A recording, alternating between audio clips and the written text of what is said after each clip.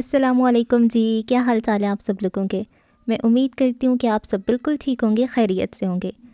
ایک بہت ہی لمبے انتظار کے بعد میں حاضر ہوں آپ کے ساتھ ایک بہت ہی پیارا اور لینتھی ناول لے کے، جس کا نام ہے من مٹی، اور اس کے مصنف ہیں واجد ابرار۔ من مٹی واجد ابرار کا پہلا ناول تھا اور بہت ہی سپر ڈوپر ہٹ گیا تھا، بہت زیادہ اس کو قارئین نے پسند کیا ہے۔ واجد ابرار کے میں پہلے 2 ناول اپلوڈ کر چکی ہوں، آپ زدہ اور مستور، دونوں ہی مجھے بہت بہت بہت اچھے لگے تھے۔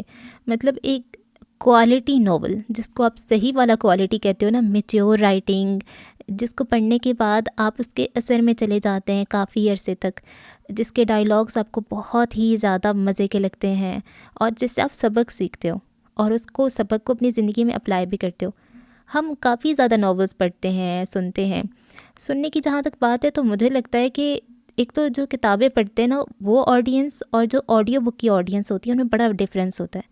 مجھے لگتا ہے کہ جو آڈیو بک کی آڈینس ہوتی ہے نا وہ اتنی میچیور نہیں ہوتی، بس مجھے ایسے فیل آتی ہے، کیونکہ میں نے اپنے چینل پہ جو بہت ہی عمدہ ناولز اپلوڈ کیے ہیں نا، وہاں پر مجھے رسپانس اچھا نہیں ملتا، اور جو بالکل ہی بس عجیب سے ناول ہوتے ہیں جن میں ہم کچھ ورڈز لگا دیتے ہیں، جیسے رومانٹک، جیسے کہ روڈ ہیرو، جیسے سیکنڈ میرج بیسڈ، اور ان پہ آڈینس آ جاتی ہے۔ تو اس سے میں نے یہ اندازہ لگایا کہ آڈیو بک کی جو آڈینس ہے وہ میچیور نہیں ہے، وہ ابھی بچی ہے، ابھی کم ایج ہے شاید ان کی، لیکن پھر بھی میں اپنی طرف سے کوشش کرتی ہوں کہ میں آڈیو بک کی جو آڈینس ہے ان کو کوالٹی کانٹینٹ ہی پرووائڈ کروں، اور یہ ان میں سے ایک کوالٹی کانٹینٹ ہے من مٹی۔ اس کا PDF آپ کو کہیں بھی نہیں ملے گا، اس کی صرف بک ہی پبلش ہوئی ہے، اور وہ آپ کو بک ہی ملے گی۔ اگر آپ نے پڑھنی ہے تو آپ کو وہ بک خریدنی پڑے گی، اگر آپ نے سننی ہے تو میں ہوں نا، میں سنا دوں گی آپ کو۔ بات کر لیتے ہیں جی ناول کی۔ ناول کا جو مین تھیم ہے وہ جیلسی پہ بیسڈ کرتا ہے، کہ لو بھی ہے اس میں، ایموشنل بھی ہے، ڈرامہ بھی ہے، باقی اس میں کرائم وغیرہ نہیں ہے، مسٹری ہے۔ اور واجد ابرار کے جو رائٹنگ سٹائل ہے نا، مجھے بڑا ڈفرینٹ سا لگتا ہے۔ اس میں یہ ہوتا ہے کہ کہانی بہت آہستہ آہستہ آگے بڑھتی ہے۔ پہلے کرداروں کے ساتھ آپ کی اپنائیت ہوگی، ان کی بات وغیرہ کرنے کا طریقہ، ان کی زندگی گزارنے کا طریقہ، وہ آپ کو سمجھ لگے گی آہستہ آہستہ آہستہ آہستہ، پھر ایک دم سے کہانی سامنے آئے گی۔ اور جب آپ کو کہانی سمجھ آئے گی نا، تب تک آپ کے کرداروں کے ساتھ اتنی اپنائیت ہو چکی ہوگی کہ آپ کو پتہ چلے گا کہ اب یہ والا کردار ایسے ریئیکٹ کرے گا، یہ کردار ایسے ریئیکٹ کرے گا، کیونکہ آپ ان کی سکن میں گھس جاتے ہو تب تک۔ تو یہ بڑا مجھے اچھا لگتا ہے۔ بہت ہی سلولی سکون سے کہانی بڑھتی ہے، لیکن ہماری جو آڈیو بک کی آڈینس ہے اس کو لگتا ہے یہ بورنگ ہے اور یہ ڈریگ ہو رہا ہے، یہ وہ، تو وہ وہیں سے بھاگ جاتی ہے، جو کہ ان کی بہت بڑی بے وقوفی ہوتی ہے۔ مجھے لگتا ہے کہ آپ کو کہانی کو وقت دینا چاہیے، کم از کم آپ ہاف تک تو پڑھ لیں، پھر بھی اگر آپ کو وہ اچھا نہیں لگ رہا تو آپ چھوڑ سکتے ہیں، لیکن اس کو ایک وقت دیں۔ خیر، بغیر وقت ضائع کیے جلدی سے کہانی کی طرف بڑھتے ہیں، لیکن اس سے پہلے آپ سے ایک چھوٹی سی موٹی سی کیوٹ سی ریکویسٹ ہے، ہمارے چینل کو سبسکرائب کر لیں۔ واجد ابرار کا انسٹاگرام، فیس بک اور یوٹیوب چینل کا لنک آپ کو ڈسکرپشن میں مل جائے گا، ان کو بھی جا کے ضرور فالو کریں، آپ کو اسکرین پہ بھی نظر آ رہا ہوگا۔ چلیں جی، ناول کا آغاز کرتے ہیں۔ انتصاب، معافی مانگنے اور معاف کر دینے والوں کے نام۔ پیش لفظ: من مٹی میری پہلی تحریر ہے، میں اگر سینکڑوں تحاریر بھی لکھ لوں تب بھی یہ میرے لیے اس بچے کی مانند رہے گی جو گھر میں سب سے لاڈلا ہوتا ہے۔ میں ہرگز نہیں سمجھتا کہ من مٹی ایک پرفیکٹ تحریر ہے، یقیناً اس میں بہت سی خامیاں ہوں گی، مگر جو بچہ سب سے لاڈلا ہوتا ہے اس کی شرارتیں، خطائیں بھی بری نہیں لگتیں۔ اور پھر جو مقام، جو پذیرائی مجھے من مٹی نے دی، آگے بڑھنے اور سیکھنے کا حوصلہ دیا، وہ میں کیسے بھلا دوں؟ اور کیسے بھلا دوں قارئین کی وہ محبت، وہ ستائش جو انہوں نے اس لاڈلے پہ نچھاور کی ہے۔ میں زندگی میں جہاں کہیں بھی رہوں، جس مقام پر بھی پہنچوں، ان کی محبت میری روح اور میری ہر تحریر کو معطر کرتی رہے گی۔ من مٹی دراصل اس مرکزی خیال پر بنایا گیا ہے کہ ہم میں سے کوئی بھی انسان کامل نہیں ہوتا، ہمارے اندر برائی بھی ہے اور اچھائی بھی، جیسا کہ اس ناول کا ہر کردار ہے، مگر ایک خوبی ایسی ہے جو ہمیں اوروں سے منفرد کر دیتی ہے، اور وہ خوبی ہے اپنی غلطی پر پشیماں ہونا اور اس پہ برملا معافی طلب کرنا اور معاف کر دینا، کیونکہ یہ ظرف طلب اور ظرف ہر ایک میں نہیں ہوتا۔ میں سمجھتا ہوں کہ کفارہ سے معافی نہ مانگنے کا نہیں ہوتا، بلکہ معاف نہ کرنے کا کفارہ بھی ادا کرنا پڑتا ہے۔ میرے نزدیک معافی مانگنے اور معاف کر دینے والے کی بھی ایک ٹائمنگ ہوتی ہے۔ اس ٹائمنگ کے بعد معافی مانگنا یا معافی دینا بے معنی ہو جاتا ہے، پھر کسی کو کوئی فرق نہیں پڑتا۔ اسی لیے جائیے اور ان غلطیوں کو معافی مانگ لیجئے جو آپ کو سکون سے سونے نہیں دیتی، اور معاف کر دیجیے انہیں جو سکون سے سو نہیں پاتے، اس سے پہلے کہ آپ کا من مٹی ہو جائے اور آپ منو مٹی تلے جا بسیں۔ آپ کی دعاؤں کا طلبگار، واجد ابرار۔ یہ نومبر کی ایک خشک شام تھی۔ سورج آنکھ بند کرنے کو تھا۔ پتوں سے محروم درخت ماحول کی ویرانی میں اضافہ کر رہے تھے۔ ٹھٹھرتی ہوئی سڑک نے کناروں پر زرد پتوں کی چادر اوڑھ رکھی تھی۔ پرندوں نے بھی جیسے کہیں اور بسیرا کر لیا تھا۔ وہ پلکیں جھپکائے بغیر اس ویرانگی کو دیکھ رہا تھا۔ اس کے دل کی حالت کسی طور پر بھی اس منظر سے مختلف نہ تھی۔ خزاں کا موسم اس کی زندگی میں پہلی بار نہیں آیا تھا، لیکن اس موسم کی اداسی اور بیابانی آج اسے پہلی بار پوری شدت سے محسوس ہو رہی تھی۔ اس نے پچھلے کچھ سالوں سے بہار کا منہ نہیں دیکھا تھا، یوں جیسے وہ کسی خواہش کے قبرستان میں دفن ہو گئی ہو۔ شہر کے وسط میں قبرستان کے داخلی راستے پہ کھڑے کھڑے اسے کافی وقت گزر چکا تھا۔ شام کے ڈھلتے سائے کے ساتھ ساتھ اس کے دل کی دھڑکن بھی ڈھل رہی تھی۔ اس کے پاؤں وزنی پتھر ہو چکے تھے۔ خشک سردی میں بھی اس کی پیشانی تر تھی اور ہونٹ کانپ رہے تھے۔ اس کے ذہن میں ایک جملہ بار بار گونج رہا تھا جو اس کی حالت زار میں اضافہ کر رہا تھا۔ لوگ بھول جاتے ہیں ولید، اپنے ہاتھوں سے دفنا کر، یوں جیسے دفناتے ہی سرٹیفکیٹ مل گیا ہو کہ اب نہیں ملنا، پیچھے مڑ کر نہیں دیکھنا، مٹی پر مٹی ڈال کر سمجھتے ہیں کہ مٹی ہو گیا۔ پھر جیسے اس کے پاؤں بھاری پن سے آزاد ہو گئے، وہ کشمکش کے عالم میں قبرستان میں داخل ہو گیا اور دیوانہ وار ارد گرد موجود قبروں کے کتبے پڑھنے لگا۔ اس کی تھکن، سارا کرب خزاں کے پتوں کی مانند جھڑ گیا تھا۔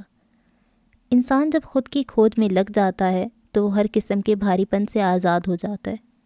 اس نے نہ جانے کتنے ہی کتبے پڑھ ڈالے، مگر کسی کتبے پر بھی اس کی نگاہ نہیں ٹھہری تھی۔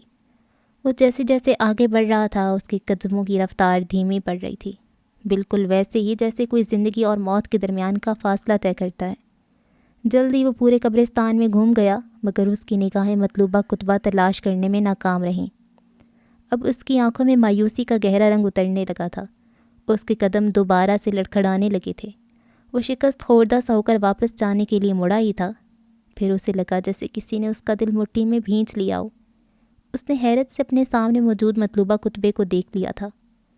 جھاڑی کی اوڑ میں پتوں سے ڈھکی وہ کچی قبر جیسے برسوں سے کسی کی آمد کی منتظر تھی۔ قبر دیکھ کر اس کا دل آپے سے باہر ہو رہا تھا۔ حیرت اور غم سے پھیلی ہوئی اس کی آنکھیں چھلکنے کو تیار تھیں۔ کتبے پر مرنے والے کا نام پڑھ کر وہ غم سے نڈھال ہو کر وہیں بیٹھ گیا، گویا اس کی ٹانگوں نے اس کا وزن اٹھانے سے انکار کر دیا ہو۔ یہ جیسے زندگی بھر کا سرمایہ انسان ایک لمحے میں ہار جائے۔ کافی دیر وہ وہیں بیٹھا رہا، گزرے وقت کو یاد کر کے روتا رہا۔ سارا ماضی کھل کر اس کے سامنے آ گیا تھا۔ وہ انہی سوچوں میں گم تھا جب اس نے اپنے کندھے پر کسی اجنبی ہاتھ کو محسوس کیا۔ اس نے حیرت زدہ ہو کر پیچھے دیکھا، جہاں اسے ایک مشفق بزرگ اپنے چہرے پر ہمدردی سجائے کھڑا دکھائی دیا۔ بزرگ نے ہمدردی سے اس کا کندھا تھپ تھپایا۔ یہ رونے کی جگہ نہیں ہے بیٹا، رونے سے مرنے والے کی قبر بھاری ہوتی ہے، اس کے لیے مغفرت کی دعا کرو، مرنے والے کے لیے اس سے بہتر تحفہ کوئی نہیں ہوتا۔ وہ گورکن تھا اور اس کا ہاتھ ابھی تک اس کے کندھے پر تھا۔ وہ بغیر کوئی جواب دیے گورکن کو خالی نظروں سے دیکھ رہا تھا۔ میں یہاں کا گورکن ہوں۔ اس کی سوالیہ نظروں میں چھپے سوال کو بزرگ نے پڑھ لیا اور اس کے کندھے سے اپنا ہاتھ ہٹا لیا۔ لگتا ہے مرنے والے سے تمہارا کوئی خاص رشتہ تھا۔ دوست تھا وہ میرا، اپنے ہی ہاتھوں سے کھو دیا میں نے۔ بیٹھے بیٹھے اس نے قبر کی مٹی اپنی مٹھی میں بند کر کے روندی ہوئی آواز میں لب کشائی کی۔ حوصلہ رکھو بیٹا، رونے سے کوئی واپس نہیں آتا، بس تم اس کے لیے دعا کرو، گورکن نے نصیحت آمیز لہجے میں کہہ کر دوبارہ اس کا کندھا تھپ تھپایا۔ خود پر تو رویا جا سکتا ہے نا؟ اس نے سرگوشی کی۔ بزرگ نے طمانیت سے اسے دیکھا۔ خود پر رونے سے تو وجود ہلکا ہو جاتا ہے، روح کو سکون ملتا ہے، اور روح جب آنسوؤں سے وضو کر لیتی ہے تو ہمیشہ کے لیے پاک ہو جاتی ہے، پھر نہ کوئی دعا رد ہوتی ہے، نہ کوئی التجا خالی جاتی ہے۔ گورکن نے اس بار اسے بڑے غور سے دیکھتے ہوئے جواب دیا۔ وہ بزرگ کی بات سنتے ہی مسلسل اس کچی قبر کو دیکھ رہا تھا۔ مٹی اس کی مٹھی سے آہستہ آہستہ پھسل کر قبر پہ گر رہی تھی۔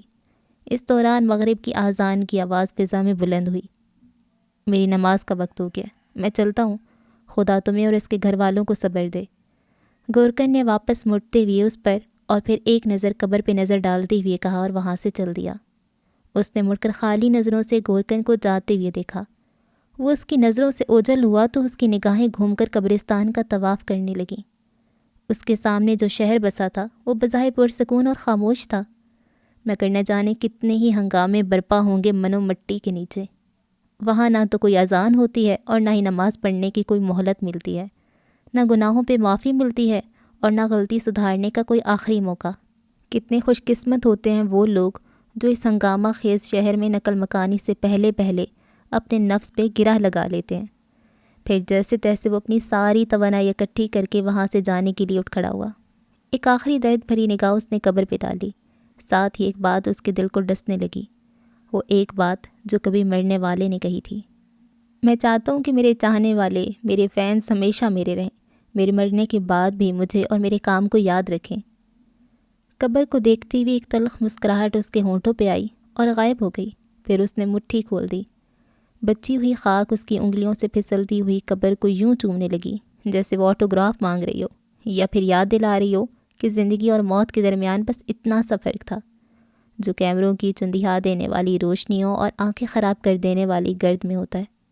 وہ واپسی کے لیے مڑا اور قبرستان کی دائیں جانب واقع مسجد کی جانب اپنے قدم بڑھا دیے۔ اسی وقت تازہ ہوا کا ایک چونکا آیا اور قبر پہ موجود گلاب کی خشک اور کالی پڑتی ہوئی پتیوں کو ہٹا کر چلا گیا۔ کتبے پہ موجود حروف چمک اٹھے تھے۔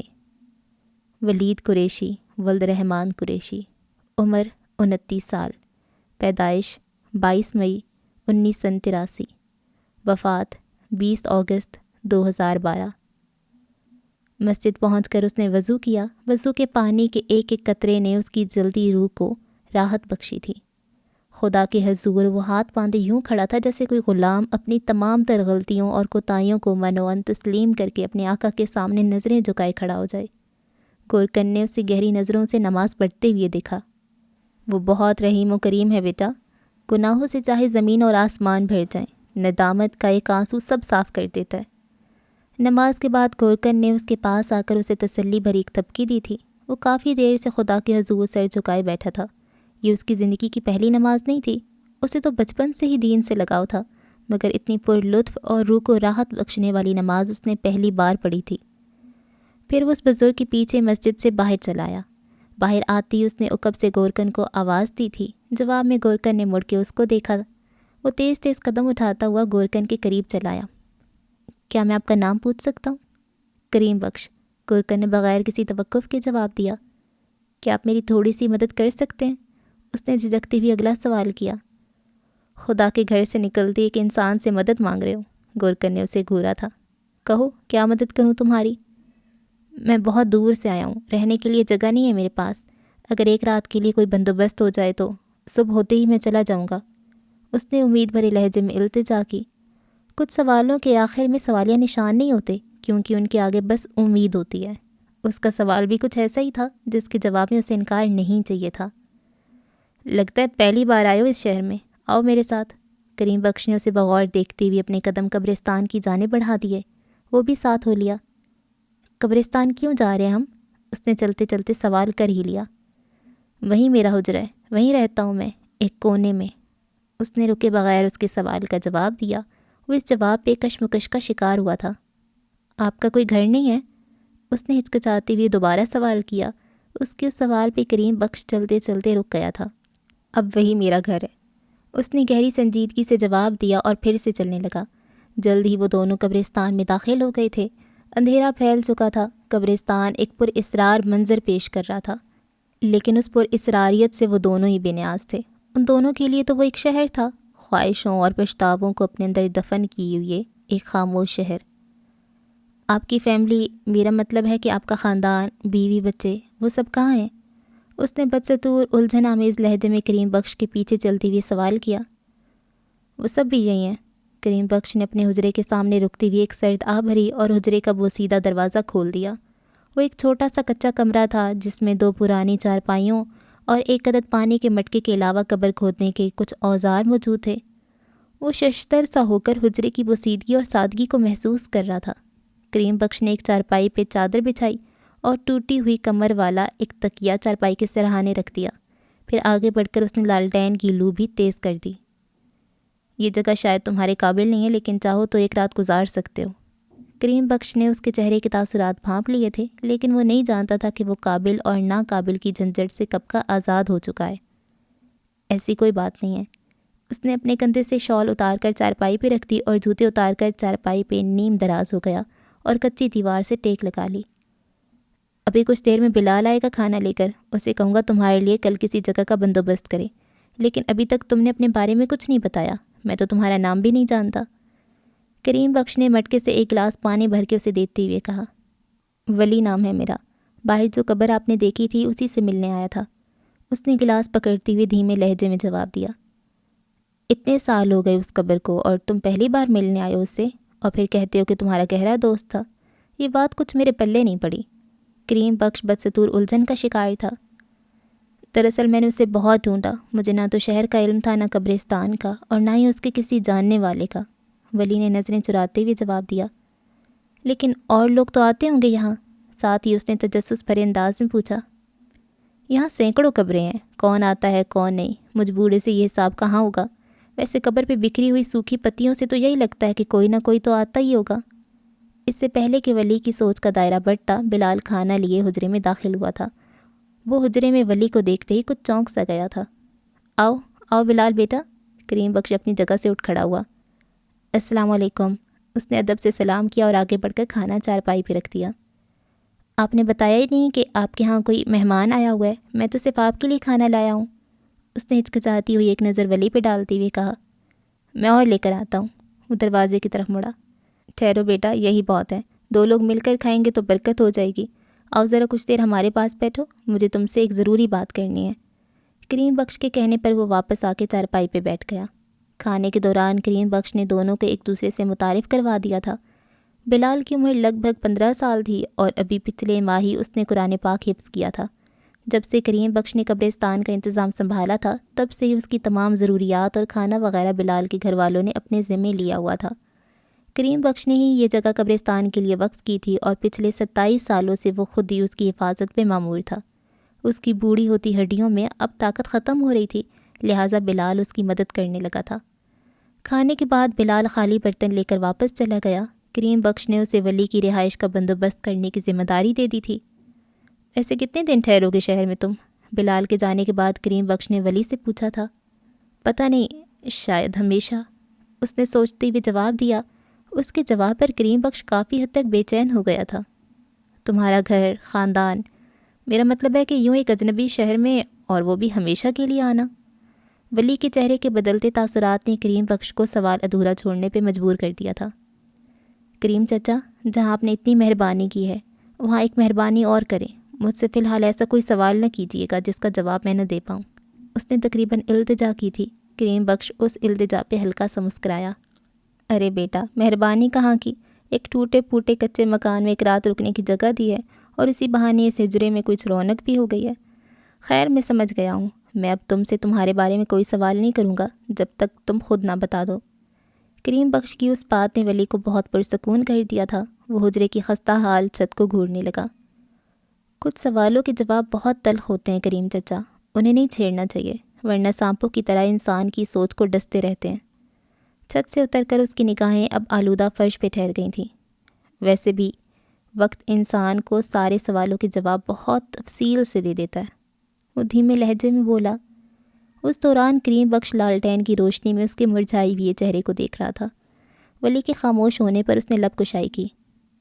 تمہاری بات میں دم بھی ہے اور درد بھی۔ درد میں تو ویسے بھی بہت دم ہوتا ہے، یہ انسان کو زندہ رکھتا ہے، کبھی مرنے نہیں دیتا۔ اس دنیا سے اگر درد ختم کر دیے جائیں تو لوگ خوشی سے مر جائیں گے۔ وہ بدستور اسے غور سے دیکھ رہا تھا۔ کریم بخش کی گہری بات اس کے دل میں خنجر کی طرح اتری تھی، مگر اس نے چہرے سے ظاہر نہیں ہونے دیا۔ ویسے اصل تکلیف ہوتی بھی وہی ہے جسے انسان ظاہر نہیں کر سکتا۔ آپ کے گھر والے کہاں ہیں؟ آپ تو کہہ رہے تھے کہ وہ یہیں ہیں۔ ولی نے موضوع بدلنے کی کوشش کی، لیکن در حقیقت اس نے سانپوں کو چھیڑ دیا تھا جو کریم بخش کو ڈسنے لگے تھے۔ وہ جواب میں کچھ نہیں بولا، تھکے ہارے انداز میں اپنی جگہ سے اٹھا اور لالٹین اٹھا کر ولی کے پاس چلایا۔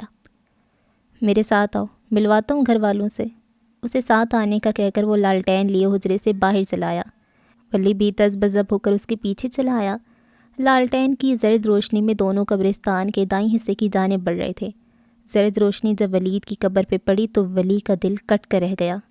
اس کے قدم وہیں ٹھہر گئے، جبکہ کریم بخش اس کی حالت سے بے خبر آگے بڑھتا چلا گیا۔ روشنی کا دائرہ ولی سے دور ہوا تو گپ اندھیرے میں ولید کی آواز کسی چمگادڑ کی طرح اس کے دماغ پہ ٹوٹ پڑی تھی۔ میں تو آرٹسٹ ہوں، مر بھی گیا تو چاہنے والوں کے دلوں میں زندہ رہوں گا۔ وہ بکھلا کر اس کی آواز سے پیچھا چھڑاتا ہوا زرد روشنی کے دائرے کی طرف بڑھ گیا۔ ایک تلخی بھی اس کی ہمراہ تھی جو اس کے لبوں پہ شکستہ مسکراہٹ کو پھیلا رہی تھی۔ تمہاری قبر کی حالت تمہارے اس دعوے کو ملیا میٹ کر رہی ہے ولید۔ کاش کہ ایک بار قبر سے باہر آ کر دیکھو، مجھے یقین ہے کہ تم پھر سے مر جاؤ گے۔ وہ زیر لب کہتا ہوا کریم بخش کے قریب پہنچ گیا۔ یہ ہیں میرے گھر والے، کریم بخش نے کپ کپاتی ہوئی انگلیوں سے کچھ قبروں کی طرف اشارہ کرتے ہوئے بتایا۔ ولی کی کپ کپاتی ہوئی نگاہیں کریم بخش کی بتائی ہوئی قبروں کا طواف کرنے لگیں۔ اس کا ہچکولے کھاتا ہوا دل لڑکھڑا کے رہ گیا۔ اس نے ہمدردی کی جمع پونجی اپنی نگاہوں سے کریم بخش کے چہرے پہ نچھاور کر دی۔ یہ ہے میری بیوی رخسانہ، یہ کیسر ہے میرا بیٹا، یہ ناصر اس سے چھوٹا، اور یہ حلیمہ میری بیٹی۔ مدھم روشنی میں کریم بخش اپنی کامتی ہوئی انگلی سے ولی کو اپنا خاندان گنوایا تھا۔ ولی لاجواب سا ہو کر سوچ رہا تھا کہ اس کا غم تو اس آندھی کے مقابلے میں ہوا کا محض ایک جھونکا ہے۔ مجھے بہت دکھ ہوا، اس کے لبوں سے بمشکل نکلا۔ ایسا تو روز ہوتا ہے، کریم بخش نے اس کی طرف دیکھتے ہوئے بکھرے لہجے میں کہا۔ روز ہی کوئی نہ کوئی اپنوں سے بچھڑتا ہے۔ ایک آخری نظر ان قبروں پہ ڈال کر وہ واپس حجرے کی جانب چل دیا۔ آپ کو ڈر نہیں لگتا اس طرح قبرستان میں اکیلے رہنے سے؟ ولی نے حجرے میں آتے ہی سوال کیا تھا۔ ڈر کس بات کا بیٹا؟ کریم بخش نے لالٹین واپس انگیٹھی پہ رکھ دی۔ جب اپنے قبرستانوں میں آباد ہو جاتے تو پھر قبرستانوں سے ڈر نہیں لگتا؟ جیسے آج تم چلے آئے ہو بلا خوف، اگر برا نہ مانو تو صرف ایک سوال کا جواب تو دے دو۔ کریم بخش نے اس کے قریب آ کر غور سے اس کے چہرے کو دیکھتے ہوئے پوچھا۔ جی پوچھیے، اس نے نظریں چرائیں۔ اسے کریم بخش کے سوال کا اندازہ ہو گیا تھا۔ تمہارے چہرے پہ یہ سارے زخم کیسے لگے؟ کریم بخش نے اس بار اپنے بوڑھے ہاتھوں سے اس کے چہرے کو چھوا تھا۔ یہ زخم نہیں ہے۔ وہ جوتا اتار کر چارپائی پہ بیٹھ گیا۔ یہ تو میرا اصل چہرہ ہے، یوں سمجھ لیں کہ یہ وہ چہرہ ہے جو پہلے کسی نے نہیں دیکھا تھا، یا پھر شاید میں نے چھپا کے رکھا تھا۔ وہ ایک دم تلخ ہو گیا تھا۔ کریم بخش ایک نظر اس پہ ڈال کر اپنی چارپائی پہ نیم دراز ہو گیا۔ دنیا میں خوبصورت نظر آنے والے چہرے اندر سے اکثر بدصورت ہوتے ہیں۔ خوبصورتی تو ایک قرض ہوتی ہے، اور اس قرض کا بوجھ ہر کوئی نہیں اٹھا سکتا۔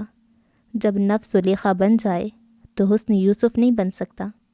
ان زخموں نے یقیناً تمہارے نفس کو نکھار دیا ہوگا اور تمہیں اوروں سے منفرد کر دیا ہوگا۔ ولی نے کریم بخش کی اس بات پر افسوس سے اپنے ہونٹ بھینچ لیے۔ اس سے پہلے کہ وہ جواب میں کچھ بولتا، بلال ہانپتا ہوا حجرے میں داخل ہوا تھا۔ السلام علیکم کریم چچا۔ وعلیکم السلام۔ کریم بخش اٹھ کر بیٹھ گیا تھا۔ کیا ہوا بیٹا، سب خیریت تو ہے؟ گھبرائے ہوئے لگ رہے ہو۔ فاروق بھائی کی والدہ کا انتقال ہو گیا کریم چچا، صبح 10 بجے جنازے کا وقت ہے۔ بلال نے افسردہ لہجے میں اپنے آنے کی وجہ بتائی۔ انا للہ و انا الیہ راجعون۔ فاروق، یہ وہی لڑکا ہے نا جو سڑک کے پار سبزی کا ٹھیلا لگاتا ہے اور تمہارا دوست بھی ہے؟ کریم بخش نے بوڑھے دماغ پہ زور دیتے ہوئے افسوس سے پوچھا۔ جی وہی ہے، بلال نے افسردگی سے تصدیق کی۔ اللہ اسے اور اس کے بہن بھائیوں کو صبر جمیل عطا کرے۔ ولی اور بلال کے لبوں سے یک آواز آمین نکلا۔ ٹھیک ہے، صبح فجر کے بعد قبر تیار ہو جائے گی۔ کریم بخش نے ایک افسردہ سی آہ بھری۔ میں بھی وقت پہ آ جاؤں گا، بلال نے کریم بخش سے کہا اور پھر خداحافظ کہہ کر وہاں سے چلا گیا۔ ایک سرد سی آہ بھر کر کریم بخش نے خود کو کھوئے ہوئے ولی کی طرف دیکھا۔ قدرت بھی کیا کھیل کھیلتی ہے، ابھی پچھلے سال ہی فاروق کے والد کا انتقال ہوا تھا۔ تب وہ اس معصوم کو اسکول سے سڑک پہ لے آئی تھی۔ 16 سال کے کندھوں پر چھوٹے بہن بھائیوں کا بوجھ ڈال دیا، اور آج اس کے کندھے مزید جھک گئے۔ واہ اللہ، تیری حکمت تو ہی جانتا ہے۔ اس کی آواز بھر آئی تھی، جبکہ ولی بھی ایک انجان دکھ کو محسوس کر رہا تھا۔ اسی دوران عشاء کی اذان کانوں میں رس کھولنے لگی تو ان دونوں نے مسجد کی جانب قدم بڑھا دیے۔ رات بھر ولی کروٹیں بدلتا رہا۔ نیند کی دیوی اس پہ مہربان نہیں ہوئی تھی۔ کافی سالوں سے وہ راتیں کروٹیں بدل بدل کر کاٹ رہا تھا۔ جیسے تیسے رات کے پچھلے پہر اس کی آنکھ لگی تو وہ تمام فکر و پریشانیوں سے آزاد ہو گیا تھا۔ رات کا لشکر اندھیروں کو اپنے ہمراہ گھسیٹتے ہوئے آگے بڑھ رہا تھا۔ فجر کی اذان کانوں میں پڑتے ہی اس نے آنکھیں کھول دیں۔ نیند پوری نہ ہونے کی وجہ سے اس کی آنکھیں لال ہو رہی تھیں، پورا جسم ٹوٹ رہا تھا۔ لگتا ہے پوری رات نیند نہیں آئی تمہیں؟ کریم بخش نے لالٹین جلانے کے بعد حجرے کا دروازہ کھول دیا تھا۔ قبرستانوں میں بھلا کسے نیند آتی ہے؟ وہ تو بس لوگ سمجھ رہے ہوتے ہیں کہ سب سو رہے ہیں۔ ولی بغیر کوئی جواب دیے اس کے ہمراہ مسجد کو ہو لیا تھا۔ فجر کی نماز کے بعد سورج کو ہوش آنا شروع ہوا تو اس نے آنکھیں کھول کر صبح کو روشن کر دیا۔ ناشتے کے بعد کریم بخش اور بلال قبر کھودنے کے اوزار اٹھائے قبرستان کے احاطے میں چلے آئے۔ ولی بھی ان کے ساتھ ہی حجرے سے باہر آیا تھا۔ لو بیٹا، ہمارا کام تو شروع ہو گیا، تم جاؤ تو اندر جا کر کچھ آرام کر لو۔ کریم بخش نے اس کی سرخ اور تھکی ہوئی آنکھیں دیکھ لی تھیں۔ نہیں کریم چچا، اب مجھے چلنا چاہیے، آپ سے ایک رات کے قیام کی بات ہوئی تھی۔ شام تک اپنے لیے کوئی جگہ ڈھونڈ لوں گا، آپ کی مہمان نوازی ہمیشہ یاد رہے گی مجھے۔ اس نے کریم بخش کے دونوں ہاتھ اپنے ہاتھوں میں دباتے ہوئے تشکر آمیز لہجے میں کہا۔ کریم بخش نے اسے گہری نظروں سے دیکھا۔ کوئی مہمان میزبان نہیں ہوتا، یہ فیصلہ تو ساتھ کا ہے کہ کسے کب اور کہاں بھیجنا ہے۔ کریم بخش نے اپنی شہادت کی انگلی آسمان کی طرف بلند کرتے ہوئے کہا اور پھر اس نے مڑ کر بلال کو دیکھا۔ بلال بیٹا، تم نے اس کی رہائش کے لیے پتہ کیا؟ جی چچا، میں نے گھر میں بات کی تھی، امی کے کوئی جاننے والے ہیں محلے میں، ان کا اوپر کا مکان خالی پڑا ہے، دوپہر کو امی جائیں گی تو کچھ پتہ چلے گا۔ بلال نے ادب سے اپنے سینے پر ہاتھ دھرتے ہوئے جواب دیا۔ ولی کو اپنے سینے پہ بوجھ محسوس ہوا تھا۔ اچھا۔ کریم بخش نے اس بات میں سر ہلایا اور ولی کی طرف دیکھا۔ چلو بیٹا اندر جا کر آرام کر لو، ہم اپنا کام کر لیں۔ ولی نے اس بات میں سر ہلایا تو بلال اور کریم بخش کچھ دوری پہ موجود خالی جگہ کو فاروق کی والدہ کی آخری اماں جگہ میں بدلنے کی غرض سے کمر کسنے لگے۔ وہ اندر جانے کی بجائے وہیں کھڑا کریم بخش اور بلال کو قبر کھودتے دیکھنے لگا۔ کریم بخش نے جیسے ہی زمین پہ پہلا کٹ لگایا، آس پاس کے درختوں پہ موجود پرندوں نے گھبرا کر اڑان بھر لی تھی۔ وہ ایک سرد آہ بھر کے چلتا ہوا اسی قبر کے سامنے جا رکا جس کے لیے وہ سینکڑوں میل کا سفر کر کے آیا تھا۔ ولید قریشی۔ کتبہ پڑھ کر اس نے زیر لب دہرایا۔ بہت غرور تھا تمہیں اپنے ہنر پہ، اپنی کم عمری کی شہرت کو تم نے اپنے پر بنا لیا تھا۔ یہ وارڈ شوز میں سب تالیاں بجانے والے، تمہاری ایک جھلک دیکھنے کے لیے قطاروں میں لگنے والے، تمہارے وہ سارے چاہنے والے کہاں ہیں؟ اس نے اپنے دانت پیستے ہوئے قبر سے سوال کیا تھا۔ اگلے ہی لمحے آنکھوں سے بہنے والے موتی اس کی داڑھی میں گم ہونے لگے۔ بے بسی کی ایک آخری نگاہ قبر پہ ڈال کر وہ حجرے کی جانب بڑھ گیا۔ لندن سے آنے والی فلائٹ کے پہیے لینڈ کرتے وقت جیسے ہی رن وے سے ٹکرائے، ابیرہ کسی گہری سوچ سے باہر آ گئی۔ ساتھ والی نشست پہ براجمان شاویز نے اسے گہری نظروں سے دیکھا تھا۔ جہاز کی مدھم ہوتی رفتار کے ساتھ ساتھ ابیرہ کی سوچیں بھی مدھم ہونے لگی تھیں۔ تم ٹھیک تو ہو ابیرہ؟ شاویز نے سیٹ بیلٹ کھولتے ہوئے اسے دریافت کیا۔ اس نے ابیرہ کے زرد پڑتے ہوئے چہرے کو بھانپ لیا تھا۔ ہاں ٹھیک ہوں، بس لینڈنگ کے وقت تھوڑی گھبراہٹ ہو جاتی ہے، جانتے تو ہو تم۔ اس نے سرسری سا جواب دیتے ہوئے اپنا سیٹ بیلٹ کھول دیا۔ شاویز نے ٹھہر کے ایک نظر اسے دیکھا اور اپنی جگہ سے اٹھ کھڑا ہوا۔ اتنے سالوں بعد ہوائی سفر کیا ہے تم نے، شاید اس لیے کچھ زیادہ محسوس ہوا ہوگا۔ اس نے بلائی خانہ سے اپنا ہینڈ بیگ اٹھاتے ہوئے کہا، جبکہ ابیرہ جواب میں خاموش رہی۔ کچھ دیر کی امیگریشن کارروائی کے بعد وہ دونوں ایئرپورٹ کے پارکنگ میں موجود تھے، جہاں ابیرہ کے خالو رحمان قریشی کی دیرینہ ڈرائیور غفور ان دونوں کا منتظر تھا۔ غفور سے رسمی دعا سلام کے بعد وہ گاڑی میں بیٹھے رحمان قریشی کے گھر کی جانب رواں دواں تھے۔ ابیرہ خاموش بیٹھی بند شیشے سے باہر کا منظر دیکھ رہی تھی۔ 7 سال بعد بھی اس نے شہر میں کسی خاص تبدیلی کو محسوس نہیں کیا تھا۔ البتہ اس کی زندگی بہت بدل گئی تھی ان 7 سالوں میں، لیکن ایک چیز اب بھی اس شہر میں اور اس کی زندگی میں مشترکہ تھی، اور وہ تھی بے ہنگم ٹریفک، گرد آلود فضا۔ بڑے بڑے بل بورڈ اس کی نظروں سے گزر رہے تھے، مگر اسے کہیں بھی ولید کا چہرہ نظر نہیں آیا۔ اب اس کا چہرہ دیکھنا بھی نہیں چاہتی تھی، البتہ اس کی باتیں اس کے دل میں آج بھی نقش تھیں۔ اکثر موقعوں پہ اسے یاد آ جایا کرتی تھیں۔ نت نئے خوبصورت چہروں سے بھرے ہوئے بل بورڈز دیکھ کر اسے ولید کی کہی ہوئی باتیں یاد آ گئی تھیں۔ وہ اسے اکثر کہا کرتا تھا، ابیرہ جب تم پاکستان آؤ گی تو دیکھ لینا، ایئرپورٹ سے گھر تک ہر جگہ تمہیں میں ہی نظر آؤں گا۔ اس کی یہ بات سوچ کر وہ بے ضرر سی مسکرا دی۔ یہ وہ مسکراہٹ تھی جس کا کوئی مطلب نہیں ہوتا، احساس سے آری مسکراہٹ یا پھر جذبات سے ہاری مسکراہٹ۔ اسے دور دور تک ولید کی کوئی تصویر، کوئی نشانی نظر نہیں آئی۔ وہ تو مٹ چکا تھا، اس کی دل کی صفحہ ہستی سے بھی اور اس دنیا سے بھی۔ اسے چپ چاپ بیٹھا دیکھ کر شاویز نے اس کے ہاتھ پر اپنا ہاتھ رکھ دیا تھا۔ بہت خاموش ہو، کہاں گئی وہ ساری ایکسائٹمنٹ؟ اتنے سالوں بعد آئی ہوں نا، اس لیے باہر کے مناظر سے لطف اندوز ہو رہی ہوں۔ لندن میں یہ سب کہاں دیکھنے کو ملتا ہے؟ اس نے اپنے چہرے کے تاثرات کو بدلتے ہوئے جواب دیا۔ تاثرات بدل تو گئے تھے لیکن شاویز سے چھپ نہیں سکے تھے، تاہم وہ خاموش ہی رہا۔ آدھے گھنٹے بعد گاڑی شہر کے پوش علاقے میں داخل ہو چکی تھی۔ چند منٹ کشادہ اور صاف ستھری سیاہ سڑکوں پر دوڑتے رہنے کے بعد گاڑی ایک خوبصورت بنگلے کے سامنے جا رکی۔ غفور نے ہارن بجایا تو چند لمحوں بعد قریشی ہاؤس کی ملازمہ زینت نے گیٹ کھول دیا، جیسے وہ اسی انتظار میں تھی۔ عبیرہ کی زندگی کا بیشتر عرصہ اسی گھر میں گزرا تھا۔ بہت سی یادیں وابستہ تھیں اس کی اس گھر سے۔ کپ کپاتے ہوئے قدم اس نے گاڑی سے باہر نکالے تھے۔ اس کا چہرہ خزاں کا روپ دھارنے لگا تھا۔ گاڑی سے اتر کر اس نے غور سے پورے گھر کو دیکھا۔ اسے احساس ہو رہا تھا کہ وہ ماضی، جسے وہ ان 7 سالوں میں بھلانے کا دعویٰ کرتی رہی تھی، وہ تو کسی چنگاری کی طرح بس وقت کی راکھ تلے دبا تھا، جس کی ہلکی سی تپش اس نے اس وقت قریشی ہاؤس میں داخل ہوتے ہی محسوس کر لی تھی۔ اس کی خالہ بشرا بیگم اس کے لیے بے پناہ پیار اپنے بازوؤں میں بھرے اس کی طرف لپکی تھیں۔ وہ بھی کسی بچھڑے ہوئے مسافر کی طرح بشرا خالہ کے سینے سے جا لگی، جبکہ اس کے خالو رحمان کا سینہ شاویز کو پناہ دیے ہوئے تھا۔ وہ دونوں عبیرہ اور شاویز سے مل کر بہت خوش ہوئے تھے، ہوتے بھی کیوں نہ، بہت عرصہ عبیرہ نے ان کے گھر میں ایک بیٹی کے طور پہ گزارا تھا۔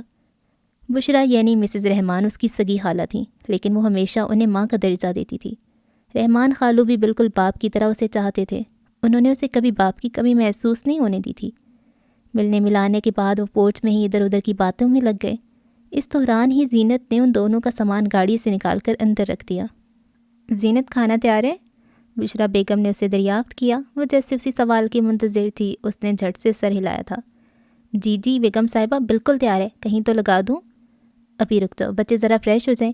چلو بیٹا تم دونوں اندر چلو، تمہاری خالوں کی باتیں بہت لمبی ہوتی ہیں، اور جو رہ جائیں گی وہ کھانے کی میز پر پوری کر لیں گے۔ بشرا نے رحمان کو دیکھتے ہوئے طنز چھاڑا تو رحمان سمیت سبھی کے چہروں پہ مسکراہٹ دوڑ گئی۔ لو جی بچوں، اس سے پہلے کہ بیگم صاحبہ ہماری شان میں مزید کچھ ارشاد کریں، تم دونوں فریش ہو جاؤ۔ رحمان خالو کے اس جواب پر بھی عبیرہ اور شاویز مسکرا دیے تھے۔ عبیرہ مسکراتی ہوئی اندر جانے کے لیے مڑی ہی تھی کہ اس کی نگاہ باغیچے کی دائیں طرف ایک کونے میں جا کر ٹھہر گئی، جہاں گلاب کا ایک پودا اس کی نگاہوں کو حسرت سے دیکھ رہا تھا۔ اس کے پتے سوکھ رہے تھے، نہ جانے کتنے ہی برسوں سے اس پر گلاب نہیں کھلا تھا۔ عبیرہ کی مسکراہٹ اداسی کے کسی جنگل میں بھٹک گئی تھی۔ اسے اپنی ہی کہی ہوئی بات یاد آ گئی تھی، جب اس پر گلاب کھلا کرے گا تو تمہیں میری یاد آیا کرے گی۔ اس دن کے بعد سے آج تک اس پر گلاب نہیں کھلا تھا۔ اس نے ایک سرد آہ بھری اور اندر چلی گئی۔ شاویز نے پودے کا طواف کرتی ہوئی اس کی نگاہیں پڑھ لی تھیں۔ پرسوں کی تاریخ لی ہے ڈیزائنر سے، غفور تم دونوں کو بوتیک لے جائے گا۔ بشرا بیگم نے کھانے کے دوران ہی ان دونوں کی شادی کی بات چھیڑ دی تھی۔ ابھی سے پریشان مت کرو دونوں کو، شادی میں بھی بہت وقت پڑا ہے، کچھ دن گھوم پھر لیں، آرام کر لیں، اور پھر اتنے سالوں بعد ہماری بچی گھر آئی ہے، آتے سے شادی کی تیاریوں میں مت گھسیٹو۔ رحمان نے انہیں ٹوکا۔ لو بھلا اس میں پریشانی کی کیا بات ہے؟ ظاہر ہے شادی کی تیاریاں تو کرنی ہوں گی نا، اور پھر یہ ڈیزائنروں کے نخرے کو آپ بخوبی جانتے ہیں، اس لیے جو کام وقت پر ہو جائے وہی بہتر ہے۔ بشرا بیگم نے وضاحت دی، جس کی شاویز اور عبیرہ نے سر ہلا کر تائید کی تھی۔ ٹھیک کہہ رہی ہیں خالہ، میں اور شاویز چلے جائیں گے غفور انکل کے ساتھ۔ کھانے کے بعد شاویز آرام کرنے کا کہہ کر اوپر گیسٹ روم میں چلا گیا، جبکہ عبیرہ چائے کا کپ اٹھائے باہر لان میں چلی آئی۔ خشک موسم میں اسے دوپہر کی دھوپ ہمیشہ سے ہی پسند تھی۔ ہلکی سی ٹھنڈک میں دھوپ کی تپش کو محسوس کرنا اسے ہمیشہ سے پسند تھا۔ لندن میں ایسی دھوپ اور ایسا موقع اسے بمشکل ہی نصیب ہوتا تھا۔ چائے کی چسکی بھرتے ہوئے وہ اپنے آنے والی زندگی کے بارے میں سوچ رہی تھی۔ اس کی زندگی میں کوئی خاص تبدیلی رونما نہیں ہونے والی تھی، بس اس کی شاویز سے اچھی دوستی اب شادی میں بدل رہی تھی۔ اس شادی میں اس کی اپنی خوشی شامل تھی یا نہیں، وہ نہیں جانتی تھی، البتہ اسے اب زندگی میں آگے بڑھنے کے لیے اس شادی کی ضرورت ضرور تھی۔ وہ برسوں سے ایک ہی مقام پہ پڑاؤ ڈالے بیٹھی تھی، وہ اب مقام بدلنا چاہتی تھی۔ وہ زندگی کے ساتھ ایک اور تجربہ کرنا چاہتی تھی۔ شاویز بہت خوش تھا اس شادی کے لیے۔ آخر کار اس کا برسوں کا انتظار اب ختم ہونے والا تھا۔ پتہ نہیں ایسا کیوں لگ رہا ہے کہ کچھ دنوں بعد وہ ہم سے پرائی ہو جائے گی۔ رحمان نے کھڑکی کا پردہ ہٹا کر عبیرہ کو لان میں بیٹھے دیکھا۔ ان کے لہجے میں ایک عجیب سا غم تھا، جس میں اطمینان بھی تھا اور بے چینی بھی۔ بشریٰ ان کے ہمراہ کھڑی خاموشی سے عبیرہ کو ماضی میں کھویا ہوا دیکھ رہی تھیں۔ خدا کے فیصلوں کے آگے انسان ہار جاتا ہے رحمان، ہم نے ہمیشہ اسے ولید کے لیے سوچا تھا۔ مجھے تو اب بھی اس کے چہرے میں ولید نظر آتا ہے، نہ جانے اس بیچاری پر کیا گزرتی ہوگی۔ بشریٰ کی آواز بھر آئی۔ کون کس کے لیے بنا اس کا فیصلہ ہم انسان نہیں کر سکتے۔ ولید اور عبیرہ بھی شاید کبھی ایک دوسرے کے لیے تھے ہی نہیں۔ بس خدا ولید کی غلطیاں معاف کرے، اس کی مشکلات کو آسان کرے۔ رحمان نے تکلیف سے آنکھیں بند کرتے ہوئے کہا۔ آنکھوں کے بند ہوتے ہی 2 آنسو لڑک کر ان کی گالوں پر آ ٹھہرے تھے۔ خدا کے لیے جانے دیں آپ اس بات کو، پرانی باتیں نہ یاد کیا کریں، غلطیاں کس سے نہیں ہوتی، بس آپ اپنے بیٹے کی اگلی زندگی کے لیے دعا کیا کریں۔ بشریٰ بیگم نے موقع کی نزاکت کو جانتے ہوئے بات ختم کرنے کی خاطر کہا، حالانکہ جو طوفان ان کے اندر تھا وہ ان کی آنکھوں کے سامنے لہرا رہا تھا۔ کاش کچھ غلطیوں کا اعتراف میں بھی کر سکتی، انہوں نے سوچا، اور ایک افسوس بھری آہ بھر کر پردے کو گرا دیا۔ فاروق کی والدہ کی نماز جنازہ ادا ہو گئی تھی۔ دوپہر کے کھانے کے بعد کریم بخش نے بلال کو ولی کے ساتھ بھیج دیا تھا تاکہ وہ اسے رہنے کے لیے جگہ دکھا دے۔ کریم بخش نے اسے آتے جاتے رہنے کا وعدہ لے کر رخصت کیا تھا۔ چلتے چلتے وہ اور بلال ایک تنگ گلی میں داخل ہوئے، جہاں گلی کے وسط میں دائیں طرف ایک پرانے سے ٹوٹے پھوٹے گھر کے سامنے تمبو لگا ہوا تھا۔ بلال نے اسے بتایا کہ یہ فاروق کا گھر ہے، جس کی والدہ کی کچھ دیر پہلے تدفین ہوئی تھی۔ ولی نے اس کی بات کا کوئی جواب دیے بغیر فاروق کے گھر کی بوسیدہ حالت پر دکھتی ہوئی ایک نگاہ دوڑائی۔ گھر سے ہٹ کر پھر اس کی نگاہیں گھر کے باہر لگے تمبو پر پڑیں، جس کے نیچے موجود چند لوگ باتوں میں مصروف تھے۔ اسی دوران ایک چھوٹا سا بچہ، جس کی عمر بمشکل 3 سے 4 سال ہوگی، ہاتھ میں گیند پکڑے اس گھر کے زنگ آلود دروازے سے نمودار ہوا۔ اس کے معصوم چہرے پر معصومیت اور پریشانی کا دلخراش امتزاج تھا۔ محض ایک پرانی سی میلی شلوار میں ملبوس، ہاتھ میں گیند پکڑے وہ اس غم سے بے خبر تھا جس کا سامنا شاید اسے آنے والے سالوں میں کرنا تھا۔ یہ فاروق کا چھوٹا بھائی ہے۔ بلال نے ولی کو مسلسل اس بچے کی طرف دیکھتے ہوئے دیکھا اور اس کے چہرے پر ابھرنے والے سوال کو پڑھ لیا۔ کتنے بہن بھائی ہیں؟ ولی نے بھی اختیار پوچھا۔ 4، فاروق سب سے بڑا ہے، پھر 2 بہنیں ہیں اور پھر یہ حسنین۔ بلال نے دھیمے لہجے میں جواب دیا۔ اسی دوران وہ بچہ کھیل میں مصروف ہو گیا۔ وہ پہلے گیند کو دور پھینکتا اور پھر خود ہی اٹھا لاتا۔ وہ جب گیند پھینکتا تب ولی کو دل پہ چوٹ محسوس ہوتی۔ اسے اپنا سینہ چھلنی محسوس ہو رہا تھا۔ اس کے کانوں میں مسلسل ایک جملہ گونج رہا تھا، ولید قریشی کو ایوارڈ ملا ہے، پورے 3 دن سیلیبریشنز ہونی چاہیے۔ وہ سوچ رہا تھا کہ یہ کیسا معاشرہ ہے جہاں کچھ لوگ چھوٹی چھوٹی خوشیوں کو طول دے کر کئی دن جشن مناتے ہیں، تو وہیں کچھ ایسے لوگ بھی ہیں جو سب کچھ کھو دینے کے بعد بھی ماتم نہیں کرتے، یا شاید وہ ماتم کرنا افورڈ نہیں کر سکتے۔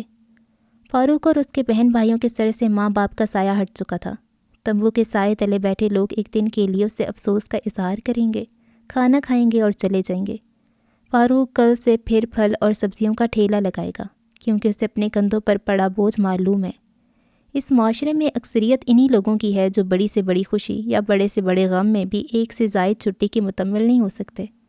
انہیں بس بوجھ اٹھائے چلتے رہنا ہے، کیونکہ وہ جانتے ہیں کہ اگر رکیں گے تو جھکیں گے، اور جھکیں گے تو کمر ٹوٹ جائے گی۔ ایسے میں جو معاشرہ پہلے سے ہی اپاہج ہے وہ ان کا سہارا نہیں بنے گا۔ اسی سوچ میں گم وہ بلال کے ہمراہ چلتے چلتے نہ جانے کتنی ہی گلیاں عبور کر چکا تھا۔ پھر ایک گھر کے سامنے جا کر بلال ٹھہر گیا۔ اس کے رکنے پر ولی بھی رک گیا تھا۔ وہ سوچوں سے آزاد ہو کر گلی میں ادھر ادھر دیکھنے لگا۔ اسے خون اپنی رگوں میں جمتا ہوا محسوس ہوا تھا۔ یہ سامنے والا گھر ہے، امی نے ان سے بات کر لی تھی آپ کے بارے میں۔ بلال نے ہاتھ کے اشارے سے اسے سامنے موجود گھر کا بتایا۔ ولی نے بھیگی ہوئی نظروں سے اس گھر کو دیکھا جو گلی میں قائم دیگر گھروں کے مقابلے میں قدرے مخدوش تھا۔ دیواروں سے سمٹ رخصت لے کر نہ جانے کب کا جا چکا تھا۔ زنگ آلود لوہے کا دروازہ اس کا منہ چڑھانے لگا تھا۔ وہ ششدر سا ہو کر رہ گیا تھا۔ پھیلتی ہوئی اس کی نگاہیں اس کے اپنے سینے پر مونگ ڈلنے لگی تھیں۔ ایک ایک قدم جو اس نے یہاں تک پہنچتے ہوئے اٹھایا تھا، وہ اسے اپنی زندگی کا اب تک کا سب سے مشکل سفر محسوس ہو رہا تھا۔ اس کے چہرے پر موجود زخم جیسے تازہ ہو گئے ہوں۔ چہرے پہ سجی بے ہنگم سی گھنی داڑھی اس کی آنکھوں سے نکلنے والے خاموش آنسوؤں کو پی رہی تھی۔ آپ دروازہ بجا دینا اور میرا نام لے کر بتا دینا کہ میں آپ کو چھوڑ کر گیا ہوں۔ ویسے بھی امی نے آپ کے بارے میں بات کر لی ہے، آپ کو کوئی دشواری نہیں ہوگی۔ میں ذرا فاروق کے پاس جا رہا ہوں، اس سے میری ضرورت ہے۔ بلال نے اپنا دایاں ہاتھ اس کی طرف بڑھاتے ہوئے کہا۔ ولی نے بولے بغیر اپنا دایاں ہاتھ اس کی طرف بڑھا کر اس کے ہاتھ کو دبوچ لیا۔ اس کا دل چاہتا کہ وہ بلال کو جانے نہ دے، مگر بلال کو جانا تھا۔ وہ ولی کو بغور دیکھتا ہوا فاروق کی طرف چل دیا۔ بلال کے جانے کے بعد وہ اس گھر کے دروازے کے قریب آیا اور لرزتا ہوا ہاتھ دروازے پہ رکھ دیا۔ یکے بعد دیگرے اس نے متعدد بار اپنا ہاتھ دروازے پہ مارا تھا۔ دروازے پہ جمی گرد جھڑنے لگی تھی۔ اس کا ہاتھ زنگ آلود ہو چکا تھا۔ کچن میں موجود ثریا بیگم نے اپنی بیٹی عائشہ کو آواز دی، جو کہ برآمدے میں رکھے تخت پوش پر بیٹھی نظروں کا سارا بوجھ سوئی پر ڈالے اس میں دھاگا ڈالنے کی کوشش کر رہی تھی۔ عائشہ، دروازہ دیکھو کون ہے، کب سے بج رہا ہے؟ امی کی آواز سے اس کی نگاہیں بوجھ سے آزاد ہوئیں اور دھاگا سوئی کی مزاحمت سے ہارتا ہوا دور ہٹ گیا۔ دروازہ بجنے کی آواز عائشہ کو بھی سنائی دے رہی تھی، لیکن اس نے کان نہیں دھرے تھے، کیونکہ اس کے لیے شام کے وقت فقیروں کا دروازہ بجانا معمول کی بات تھی۔ وہ بڑبڑاتی ہوئی اٹھ کھڑی ہوئی تھی۔ کس نے ہونا ہے امی؟ کوئی مانگنے والا ہی ہوگا، اور کون ہو سکتا ہے اس وقت؟ دوپٹہ سر پہ ٹکا کر وہ دروازے پہ پہنچ گئی۔ کون؟ اس نے دروازہ کھولے بغیر ہی اکتائی ہوئی آواز میں پوچھا، مگر اسے کوئی جواب نہ ملا۔ اس نے دروازے کی خستہ حالی کا فائدہ اٹھا کر چھوٹے سے سوراخ میں سے جھانک کر ولی کو دیکھ لیا تھا۔ وہ چہرے پہ ناگواری سجا کر واپس برآمدے میں چلی آئی، جہاں ثریا بیگم اس کی منتظر تھیں۔ کون ہے بیٹا؟ انہوں نے عائشہ کے چہرے پر ناگواری دے کر پوچھا۔ کون آتا ہے فقیروں کے سوا اس گھر میں؟ اس نے بڑبڑاتے ہوئے جواب دیا۔ عائشہ کی یہ بات دروازے کے پار بت بنے ولی کی سماعتوں کا شیرازہ بکھیر گئی تھی۔ اس نے بے اختیار اپنے زنگ آلود ہاتھ کو دیکھا۔ ایسے نہیں کہتے بیٹا، وہ سن لے گا تو برا لگے گا اسے۔ ثریا بیگم نے اسے سمجھانے کی ناکام کوشش کی۔ وہ امی کی اس بات پر اندر جاتے جاتے تھم گئی۔ اس نے مڑ کر ثریا بیگم کی طرف دیکھا۔ جنہیں دوسروں کے آگے ہاتھ پھیلانے کی عادت ہو نا امی، انہیں پھر زندگی میں کچھ برا نہیں لگتا؟ سخت لہجے میں کہتے ہوئے وہ اندر چلی گئی اور پرس میں سے 10 روپے کا نوٹ نکال کر واپس دروازے پہ چلی آئی۔ یہ لو۔ ہلکا سا دروازہ کھول کر اس نے 10 روپے کا نوٹ آگے بڑھایا۔ ولی کچھ دیر تک اس کے ہاتھ میں نوٹ کو دیکھتا رہا۔ اس کا کلیجہ منہ کو آ رہا تھا۔ مزید کچھ دیر تک اس نے نوٹ نہ پکڑا تو عائشہ نے دروازہ پورا کھول دیا۔ حیرت کا بت بنا ولی پاش پاش ہو گیا تھا۔ وہ اسے دیکھتا رہ گیا۔ ایک لمحے کو اس نے خود کو فقیر سمجھ لیا تھا۔ عائشہ نے سوالیہ اور غصیلی نظروں سے گھورا تھا۔ بلال چھوڑ کر گیا مجھے یہاں۔ اس کی والدہ نے آپ لوگوں سے میرے رہنے کی بات کی ہوگی۔ اس نے نظریں جھکائے فوراً اپنے آنے کا مقصد بتایا۔ اس کی بات سن کر عائشہ نے 10 روپے کا نوٹ مٹھی میں بند کر لیا۔ ہلکی سی شرمندگی اس کے چہرے کا طواف کرنے لگی تھی۔ ثریا بیگم اس دوران دروازے تک چلی آئی تھیں۔ انہوں نے ولی کے آنے کا مقصد سن لیا تھا۔ آؤ بیٹا، اندر آ جاؤ۔ اس نے اندر آتے ہی ولی کو اندر آنے کا کہا۔ وہ شکریہ کہتا ہوا اندر چلایا۔ عائشہ نے دروازہ بند کر دیا تھا۔ اس دوران اس نے مٹھی میں بند نوٹ کی درگت بنا ڈالی تھی۔ دیکھو بیٹا، گھر کا اوپر کا حصہ خالی ہے، ایک کمرہ ہے، چھوٹا سا کچن اور غسل خانہ بھی ہے۔ سچ کہوں تو میں نے سوچا تھا کہ کوئی چھوٹی سی فیملی یا کالج یونیورسٹی کی لڑکیاں جو دور دراز سے پڑھنے آتی ہیں، ان کے علاوہ کسی کو یہ جگہ نہیں دوں گی، لیکن بس کریم بخش کی گارنٹی اور رشیدہ کی سفارش نہیں موڑ سکی، ورنہ آج کل کے حالات تو تمہیں بھی پتہ ہوں گے۔ ثریا بیگم نے ولی کی طرف دیکھتے ہوئے کہا۔ ولی نے چھت کی طرف دیکھا، جہاں موجود کمرہ اب اس کا مسکن بننے جا رہا تھا۔ آپ بے فکر رہیں، میری وجہ سے آپ لوگوں کو کوئی پریشانی نہیں ہوگی۔ مجھے بس سر ڈھانپنے کو جگہ چاہیے۔ کریم چچا نے اگر کوئی گارنٹی دی ہے تو میں اس کا پورا لحاظ رکھوں گا۔ اس نے طمانیت سے جواب دیا۔ اس کے لہجے میں گارنٹی کوٹ کوٹ کر بھری تھی۔ کام کیا کرتے ہو بیٹا؟ ثریا بیگم نے سوال کیا۔ سوال سے پہلے انہوں نے سر سے پاؤں تک ولی کے حلیے کو دیکھا تھا۔ فی الحال تو کچھ نہیں کرتا، کل ہی آیا ہوں یہاں کام کی تلاش میں، انشاءاللہ کوئی نہ کوئی کام مل جائے گا، اس نے جھجکتے ہوئے بتایا۔ کام نہیں کرتے تو کرایہ کون دے گا؟ عائشہ جو کب سے خاموش تھی بول پڑی۔ ولی نے نظریں جھکا لی تھیں۔ ایڈوانس تو نہیں میرے پاس، مگر وعدہ کرتا ہوں ہر مہینے کے آخر میں آپ کو کرایہ مل جایا کرے گا، اس نے تقریباً التجا کی۔ چلو کوئی بات نہیں بیٹا، ویسے بھی محض پیسوں کے لیے کرائے پہ نہیں دینا تھا گھر، خالی پڑا ہے تو سوچا کہ استعمال میں بھی آ جائے گا اور تھوڑا بہت آسرا بھی ہو جائے گا۔ خیر کھڑے کیوں ہو تم؟ بیٹھو۔ ثریا بیگم نے اسے بیٹھنے کا کہا تو وہ وہیں تخت پوش پر بیٹھ کر گھر کا جائزہ لینے لگا۔ اس دوران ثریا بیگم نے عائشہ کو چائے بنانے کا کہہ دیا تھا۔ اسے ذرا بھی اچھا نہ لگا یوں اجنبی کو گھر بلا کر چائے پلانا، مگر امی کے کہنے پر وہ منہ بسوڑتی ہوئی کچن میں چلی آئی۔ آئی کہاں سے ہو تم؟ عائشہ کے جاتے ہی ثریا بیگم نے ولی سے اگلا سوال کیا تھا۔ وہ کچھ لمحوں تک خاموشی سے فرش کو گھورتا رہا، کچن میں موجود عائشہ بھی چائے کی پتیلی ہاتھ میں پکڑے اس سوال کا جواب سننے کے لیے بےتاب تھی۔ جی، یہاں سے بہت دور چھوٹا سا گاؤں ہے میرا، وہیں سے آیا ہوں کام کی تلاش میں۔ ولی نے لب کھول کر مختصر سے جواب دیا۔ وہ اس سے زیادہ سوالوں کا سامنا نہیں کرنا چاہتا تھا۔ عائشہ نے اس کا ٹکا سا جواب سن کر پتیلی جلتے ہوئے چولہے پہ پٹک دی۔ اچھا چلو، اللہ بہتر کرے گا، کام کرنے کی نیت ہو تو انسان کچھ نہ کچھ مل ہی جاتا ہے۔ تو پھر کب تک یہاں منتقل ہونے کا ارادہ ہے؟ ثریا بیگم نے مسکرا کر اگلا سوال کیا۔ آج سے ہی، اس نے صحن کے ایک طرف موجود چھوٹے سے بے حال باغیچے کی طرف دیکھتے ہوئے جواب دیا۔ تو سامان وغیرہ کچھ نہیں لائے اپنے ساتھ؟ ویسے تو اوپر سب کچھ قابل استعمال ہے، ثریا بیگم نے قدرے حیران ہو کر پوچھا۔ عائشہ نے بھی پتیلی میں چائے کی پتی ڈالتے ہوئے کان کس لیے تھے۔ فی الحال تو میرے پاس کچھ نہیں ہے، کام ملے گا تو ضرورتیں بھی پوری ہو جائیں گی، اس نے فرش کو گھورتے ہوئے جواب دیا۔ عائشہ کافی دیر تک امی اور ولی کی باتیں سن کر چائے کے ساتھ ساتھ کڑ رہی تھی۔ اسے اس اجنبی کا گھر میں آنا ایک آنکھ نہیں بھایا تھا، اوپر سے ثریا بیگم نے اسے چائے کا کہہ دیا تھا، اور رہی صحیح کسر ولی کے مختصر جوابوں نے پوری کر دی تھی۔ جیسے تیسے اس نے چائے چھان کر کپ میں ڈالی اور باہر چلی آئی۔ بغیر کچھ بولے اس نے کپ ولی کے پاس رکھا اور واپس کچن میں چلی گئی۔ عائشہ ذرا چابی لانا، میں ولی کو اوپر کا پورشن دکھا دوں، امی نے اسے آواز دی تھی۔ میرا نام آپ کو کیسے پتا؟ ولی قدرے حیران ہوا تھا اپنا نام سن کر۔ رشیدہ بتا کر گئی تھی، ولی ہی نام ہے نا تمہارا؟ وہ ایک دم سے کھٹک گئی تھیں۔ جی میں ولی ہی ہوں، اس نے چائے کا گھونٹ بھرتے ہوئے کنفرم کیا۔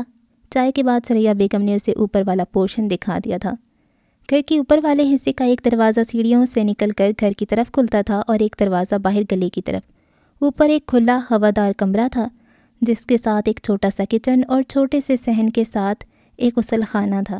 وہ سیڑھیاں چڑھتے ہوئے بار بار نیچے والے صحن کو دیکھ رہا تھا جس کی دائیں کونے میں باغیچہ تھا۔ باغیچے میں ایک طرف گلاب کا بڑا سا پودا تھا۔ اس پودے کو دیکھتے دیکھتے وہ اوپر پہنچ گیا تھا۔ وہ ایک ایک چیز کو غور سے دیکھ رہا تھا۔ آگے بڑھ کر اس نے کمرے میں موجود واحد کھڑکی کھول دی جہاں سے اسے نیچے سارا صحن دکھائی دینے لگا۔ پھر اس کی نظر عائشہ پر پڑی جو کہ چائے کا خالی کپ اٹھا کر کچن میں جا رہی تھی۔ اس کے چہرے پر ناگواری کے تاثرات ولی سے چھپے نہیں تھے۔ یقیناً تمہیں پسند آیا ہوگا گھر، پھر بھی اگر کوئی مسئلہ ہو تو بتانا، یہ لو چابی۔ گھر دکھانے کے بعد چابی ولی کے حوالے کر کے ثریا بیگم واپس نیچے چلی آئیں جہاں عائشہ نے سوالات کی ایک لمبی فہرست تیار کر رکھی تھی۔ ہرارے غیرے کو گھر بلا کر چائے نہیں پلاتا کوئی؟ امی کو کچن میں داخل ہوتے دیکھ کر اس نے پہلا حملہ کر دیا تھا۔ کیا ہو گیا عائشہ؟ اگر اس نے ایک کپ چائے پی لی، چھوٹی چھوٹی باتوں پہ دل نہ جلایا کرو اپنا۔ دل نہیں جلا رہی، جو بات ہے وہی کہہ رہی ہوں۔ رشیدہ خالہ کی سفارش پہ اسے گھر میں جگہ دے دی، نہ اس کے پاس کوئی پھوٹی کوڑی ہے نہ کوئی کام دھندا ہے، وہ اپنے آپے سے باہر ہو رہی تھی۔ کیا کرتی؟ اب رشیدہ کی سفارش بھی تو نہیں موڑ سکتی تھی۔ کل کو کام مل جائے گا تو وہ دے دیا کرے گا کرایہ۔ شکل سے تو ایمانداری لگا مجھے، نہ جانے وہ کس قدر مجبور ہوگا جو بار بار چہرہ نیچے کر رہا تھا۔ آپ کا کیا ہے؟ آپ کو تو ہر کوئی بھلا لگتا ہے، خدا جنت دے ابا مرحوم کو، جاتے جاتے اپنی ساری عادتیں آپ کو دے گئے ہیں۔ برتن دھوتے ہوئے وہ بدستور بڑبڑائی۔ مجھے تو اچھا خاصا شریف لگا وہ لڑکا، آنکھ اٹھا کر بھی اس نے ادھر ادھر نہیں دیکھا۔ ثریا بیگم نے ٹرے میں چاول نکالتے ہوئے جواب دیا۔ عائشہ طنزاً مسکرائی تھی اس بات پر۔ آپ کو اس کی شرافت نہیں اس کی شکل پہ ترس آیا امی؟ یقین ہی نہیں ہوتا تم وہی عائشہ ہو جس کے منہ سے ہمیشہ پھول جھڑتے تھے، کیوں چھوٹی چھوٹی بات کو بحث بنا لیتی ہو؟ اب تم بچی نہیں ہو، کیا اچھا ہے تمہارے لیے اور کیا برا تم خود اچھی طرح جانتی ہو۔ چاول اٹھا کر ثریا بیگم باہر چلی گئیں۔ آئے دن وہ عائشہ کی بڑھتی عمر اور چڑچڑے پن سے پریشان رہنے لگی تھیں۔ امی کی بات پر عائشہ کے ہاتھ رک گئے تھے۔ صحیح کہا آپ نے امی، بچی کہاں ہوں میں، 33 سال کی بڑھیا ہوں، اس نے سرد آہ بھری۔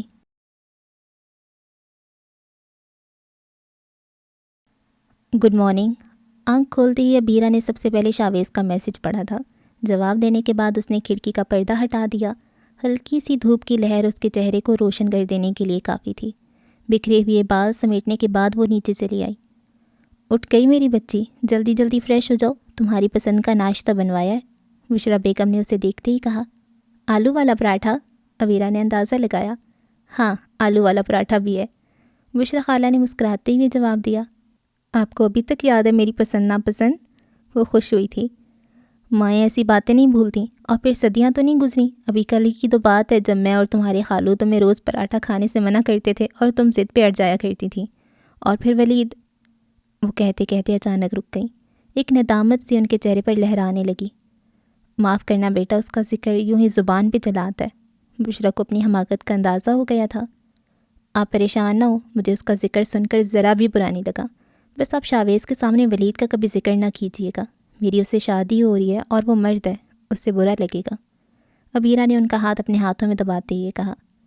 بہت سمجھدار ہو گئی ہے میری بچی۔ انہوں نے اسے گلے لگا لیا۔ میں آپ کے دکھ کو سمجھ سکتی ہوں خالہ، جوان بیٹے کی موت کا دکھ ساری عمر والدین کے ساتھ پلتا رہتا ہے۔ میں تو خود آج تک اسے نہیں بھلا پائی۔ عبیرہ کی آواز بھر آئی۔ بشریٰ اس کی بات پہ حیران ہوئی تھی۔ تمہارے پاس اسے یاد کرنے کی کوئی وجہ نہیں عبیرہ؟ پھر بھی؟ انہوں نے اسے خود سے الگ کرتے ہوئے حیرانی سے پوچھا۔ ہاں خالہ، پھر بھی، عبیرہ نے سنجیدگی سے جواب دیا، مگر اس کا لہجہ ایسا تھا جیسے کوئی مجرم اپنا جرم کا اقرار کرتا ہے۔ میری آپ سے ایک درخواست ہے کہ جب تک ہم یہاں ہیں کبھی بھی خالو اور آپ ولید کا ذکر شاویز کے سامنے نہیں کریں گے۔ شاویز حساس طبیعت کا مالک ہے۔ فکر مت کرو بیٹا، میں اور تمہارے خالو اس بات کو اچھی طرح سمجھتے ہیں۔ خالہ نے اس کے سر پہ ہاتھ پھیرتے ہوئے جواب دیا۔ ایک وعدہ اور بھی کریں، آئندہ کبھی بھی زندگی میں ولید کا ذکر میرے سامنے ایک مجرم کی حیثیت سے نہیں ہوگا۔ میں اسے کب کی معاف کر چکی ہوں، میرے دل میں اس کے لیے کچھ بھی برا نہیں ہے، اور پھر غلطیاں تو ہر انسان کرتا ہے۔ بہت بڑا دل ہے تمہارا میری بچی، خدا تمہیں اور شاویز کو ہمیشہ خوش رکھے۔ اب جلدی سے جاؤ اور فریش ہو جاؤ۔ انہوں نے اس کی گال پہ پیار سے ہاتھ پھیرا اور وہ ہلکا سا مسکراتے ہوئے واش روم کی طرف چل دی۔ بشریٰ پیچھے مڑی تو انہیں شاویز نظر آیا۔ وہ شاویز کو دیکھ کر چونک سی گئی تھیں۔ ارے اٹھ گئے بیٹا تم؟ جی آنٹی، بس ابھی آنکھ کھلی ہے، اس نے بلا تاثر جواب دیا۔ بشریٰ بیگم کے چہرے پر ایک ہوائی اڑی تو ایک نظر اسے دیکھتے ہوئے خاموشی سے کچن میں چلی گئی۔ منہ دھونے کے بعد عبیرہ نے غور سے خود کو آئینے میں دیکھا تھا۔ زندگی کے 32 سال گزرنے کے باوجود اس کے چہرے کی تازگی برقرار تھی۔ 32 سالوں میں کوئی بوڑھا نہیں ہوتا، لیکن حالات بہت بے رحم ہوتے ہیں، وہ چاہیں تو 16 سال کی عمر میں بوڑھا کر دیں۔ آئینے سے نظر ہٹا کر وہ واپس جانے کے لیے مڑی اور پھر ٹٹک کے رک گئی۔ اسے محسوس ہوا جیسے ولید کی شرارتی نگاہیں اس کا طواف کر رہی ہوں، اور وہ ہمیشہ کی طرح کہہ رہا ہو، عبیرہ تم آئینہ مت دیکھا کرو، کیونکہ آئینہ ہمیشہ سچ بولتا ہے، اور تم کتنی خوبصورت ہو یہ سچ بولنے کا حق صرف میرا ہے۔ اس نے دیوانہ وار ادھر ادھر دیکھا، وہاں کوئی ولید نہیں تھا۔ اس کی سانس پھولنے لگی۔ وہ تیزی سے واش روم سے باہر چلی آئی۔ اس کے چہرے کی تازگی پل بھر میں خزاں کی مانند پیلی پڑ چکی تھی۔ شکر ہے شادی کی تیاریاں ایک ایک کر کے پوری ہو رہی ہیں۔ ناشتے کے دوران بشریٰ بیگم نے شادی کی بات چھیڑ دی تھی۔ میں نے کہا تھا نا سب کام ہو جائیں گے، تم مخواہ پریشان ہو جاتی ہو بیگم، رحمان نے فاتحانہ کہا۔ خود بخود نہیں ہو جاتے، کرنے سے ہوتے ہیں۔ اب نوکر جتنے بھی ہوں، شادی کی تیاریاں تو ان سے نہیں کروائی جا سکتی، پسند ناپسند تو خود ہی دیکھنا پڑتا ہے۔ یہ بات تو تمہاری ٹھیک ہے بیگم، ویسے بھی ساری تیاریاں تو عورتوں کی ہوتی ہیں، مردوں نے کیا کرنا ہے؟ رحمان نے طنز کرتے ہوئے جواب دیا تو عبیر اور شاویز بھی مسکرائے بغیر نہ رہ سکے۔ خیر اب ایسی بھی بات نہیں، آئینہ دیکھے بغیر تو آپ آج بھی گھر سے باہر نہیں نکلتے۔ ہم عورتیں تو بس یوں ہی بدنام ہیں، ورنہ پارلروں اور ڈیزائنروں کے پاس مردوں کی بھی لائن لگی ہوتی ہے۔ بشریٰ بیگم نے بھی جوابی وار کیا تھا۔ عبیرہ مسکراتی ہوئی شاویز سے مخاطب ہوئی تھی۔ میں تو خالو اور خالہ دونوں سے بخوبی واقف ہوں، اب تم بھی عادت ڈالو اس طنزیہ جنگ کی۔ اسے جنگ نہیں کہتے عبیرہ، محبت کرنے والوں میں ایسی نوک جھونک تو چلتی رہتی ہے، شاویز نے سمجھداری سے جواب دیا، جسے بشریٰ اور رحمان دونوں نے سراہا تھا، جبکہ عبیرہ کو ولید کی بات یاد آئی تھی جو اس نے اسی کھانے کی میز پر اس سے کہی تھی۔ عبیرہ تم ہر چھوٹی سی بات کو اتنا سنجیدہ کیوں سمجھ لیتی ہو؟ محبت کرنے والوں میں نوک جھونک تو ہوتی رہتی ہے، یہ کوئی بہت بڑی بات نہیں۔ جھونک کا پتہ نہیں ولید، لیکن نوک کانٹے کی طرح میرے دل کو چھلنی کر دیتی ہے۔ خدا کے لیے عبیرہ اب ایسا نہ کہو، میری مجبوریوں کو سمجھنے کی کوشش کرو۔ میری زندگی اور حالات اب پہلے سے بہت مختلف ہیں، تمہیں اس تبدیلی کے ساتھ سمجھوتا کرنا ہوگا۔ کل کو مجھے اپنی زندگی سے نکال دو گے اور کہو گے کہ اس تبدیلی پر میں سمجھوتا کر لوں، کیا تمہاری زندگی کی ہر تبدیلی پر میں صرف خاموشی سے سر جھکا دیا کروں؟ اس سے پہلے کہ ولید کی اگلی بات اس کے حواسوں پہ سوار ہوتی، اس نے اپنا سر جھٹک دیا۔ چائے کا کپ وہیں رکھ کر وہ باہر لان میں چلی آئی۔ کرسی سے ٹیک لگا کر دھوپ کی گرمائش میں اس نے آنکھیں بند کر لیں۔ شاویز بھی اسی کے قدموں پہ چلتا ہوا لان میں چل آیا تھا۔ لندن میں ایسی دھوپ نہیں ہوتی، آتی وہ اس کے پاس بیٹھتے ہوئے بولا۔ دھوپ تو ہوتی ہے وہاں، لیکن سکون نہیں ہوتا، بھاگم بھاگ میں زندگی گزر جاتی ہے۔ آنکھیں کھولے بغیر عبیرہ نے جواب دیا، اور پھر اسے جیسے کچھ یاد آیا، اس نے آنکھیں کھول دیں۔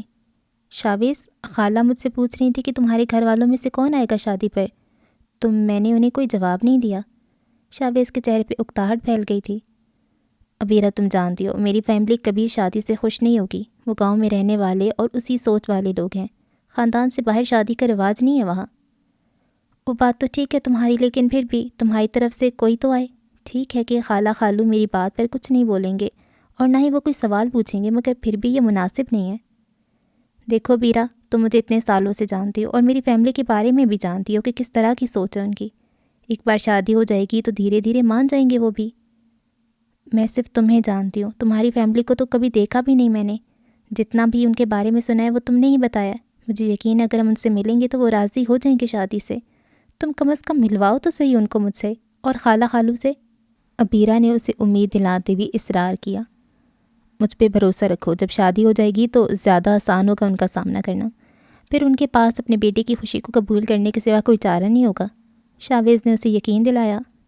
لیکن شاویز، ابیرہ پلیز اس موضوع پر اب مجھے کوئی بات نہیں کرنی۔ اتنے سالوں بعد میری مراد پوری ہو رہی ہے، میں اسے دوسروں کی پسند ناپسند کی نظر نہیں کروں گا۔ وہ دو ٹوک انداز میں بولا۔ ابیرہ کے لیے اب اس کی بات جاری رکھنا ممکن نہیں رہا تھا، اور یہ پہلی بار نہیں تھا جب اسے خاموش ہونا پڑا تھا۔ اس نے پھر سے آنکھیں بند کر لیں۔ شاویز نے آنکھیں پھیر کر اس کی طرف دیکھا تھا۔ اسے ابیرہ کے چہرے پر بے چینی واضح دکھائی دی تھی۔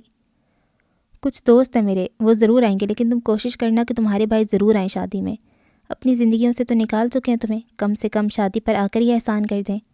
شاویز نے اس کی دکھتی رگ پر پاؤں رکھتے ہوئے کہا۔ اس نے پھر سے آنکھیں کھول دیں اور آنکھوں نے 2 موتی گرا دیے تھے اس کے گالوں پر۔ ہاں، بات ہوئی تھی میری کامران بھائی سے، وہ ضرور آئیں گے۔ وہ اپنے جذبات پہ قابو پاتے ہوئے بولی۔ اور ریحان سے؟ شاویز نے اسے گہری نظروں سے دیکھا۔ ریحان سے نہیں ہوئی، انہوں نے میرا فون نہیں اٹھایا۔ مختصر سے جواب دے کر وہ وہاں سے اٹھ کر اندر چلی گئی۔ اب کی بار شاویز نے کرسی کے ساتھ ٹیک لگا کر آنکھیں بند کی تھیں۔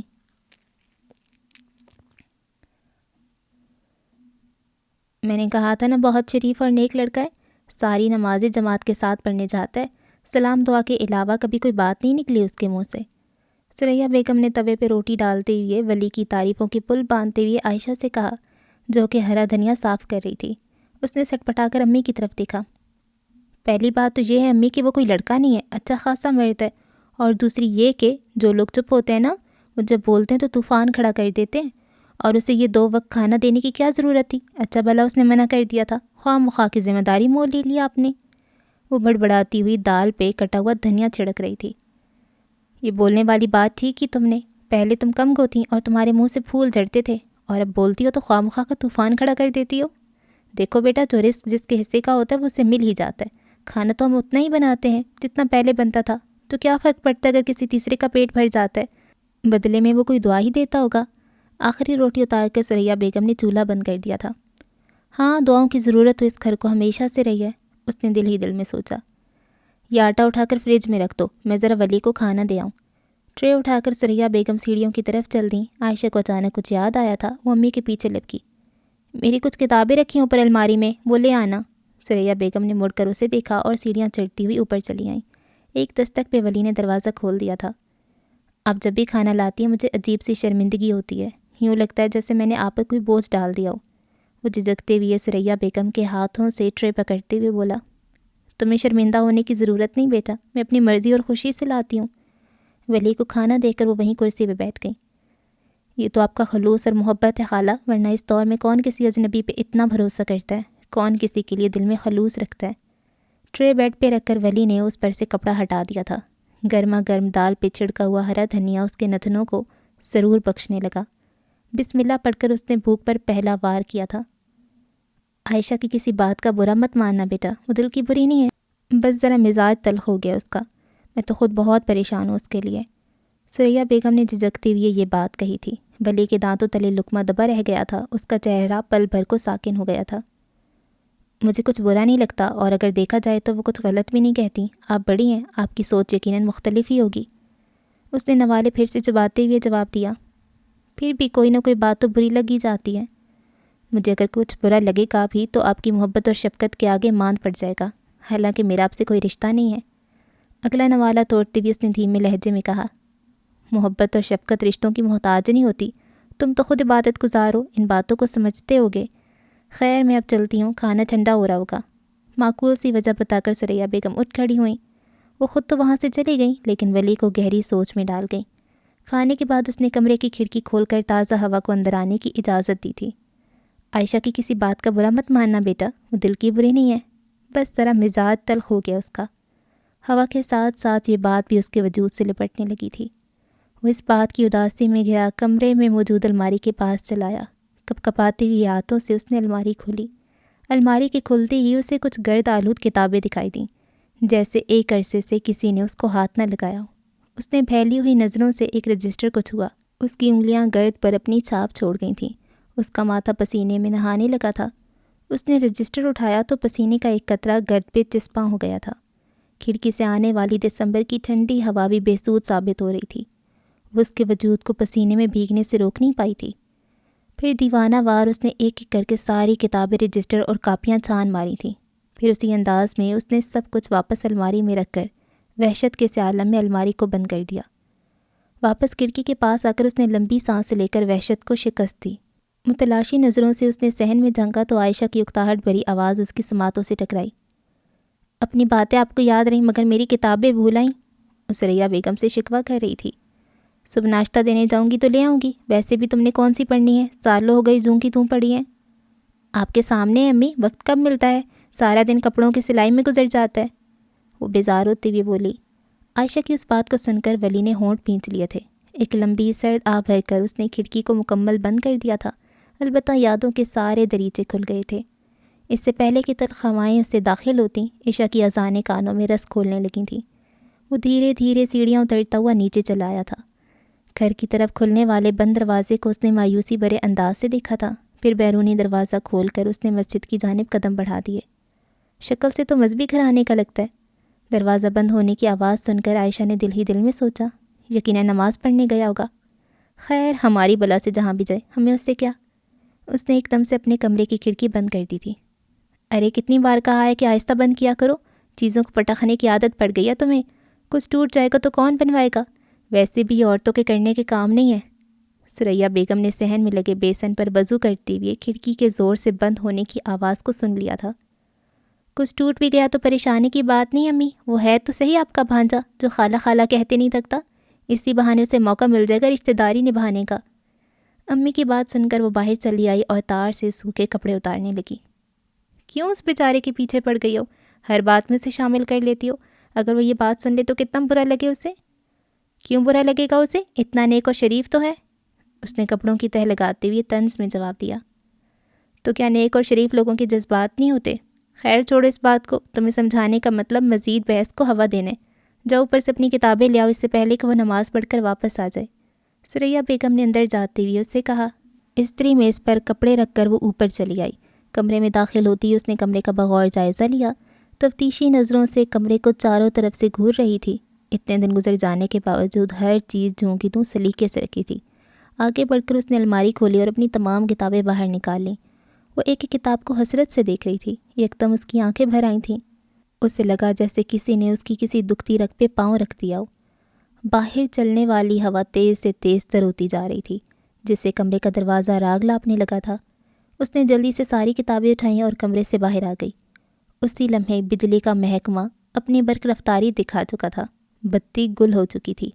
سامنے والے گھر کے جنریٹر نے گرجنا شروع کیا تو گھر کے چوبارے پر موجود بلب میں زندگی لوٹ آئی تھی، جو اس کے گھر کی سیڑھیوں کو بھی نیم روشن کرنے لگا۔ وہ جلدی سے قدم دھرتی ہوئی نیچے چلی آئی۔ بیڑا غرق ہو ان بجلی والوں کا، سکون سے نماز تک نہیں پڑھنے دیتے، ثریا بیگم جائے نماز پہ کھڑے کھڑے بڑبڑائیں۔ اسی دوران عائشہ کے موبائل فون کی اسکرین جگمگانے لگی۔ اسکرین پہ عالیہ کا جگمگاتا ہوا نام پڑھ کر اس نے فون جھٹ سے کان کو لگا لیا۔ السلام علیکم باجی، عالیہ نے کال اٹینڈ ہوتے ہی سلام کیا۔ میں سلام کا جواب نہیں دے رہی، اس نے مصنوعی غصے سے جواب دیا۔ جانتی ہوں باجی آپ ایسا نہیں کریں گی، اتنے دنوں بعد فون جو کیا میں نے۔ عالیہ اس کے اظہار سے پہلے ہی اس کی ناراضی کی وجہ جان چکی تھی۔ تو بتاؤ پھر کیوں نہیں کیا فون؟ امی بھی بار بار پوچھ رہی تھیں، انہیں تو میری بات پر ویسے ہی یقین نہیں آتا، اب تم ہی بتاؤ، تمہاری کال آئے گی تو کیا میں ان کو نہیں بتاؤں گی؟ اس نے حسب معمول بات بڑھاتے ہوئے کہا۔ ایسا نہیں ہے باجی، کیوں خواہ مخواہ امی کے بارے میں بدگمان ہو جاتی ہیں آپ؟ آئندہ وعدہ کرتی ہوں اتنی دیر نہیں کروں گی فون کرنے میں، عالیہ کی بات ختم کرنے والے انداز میں کہا۔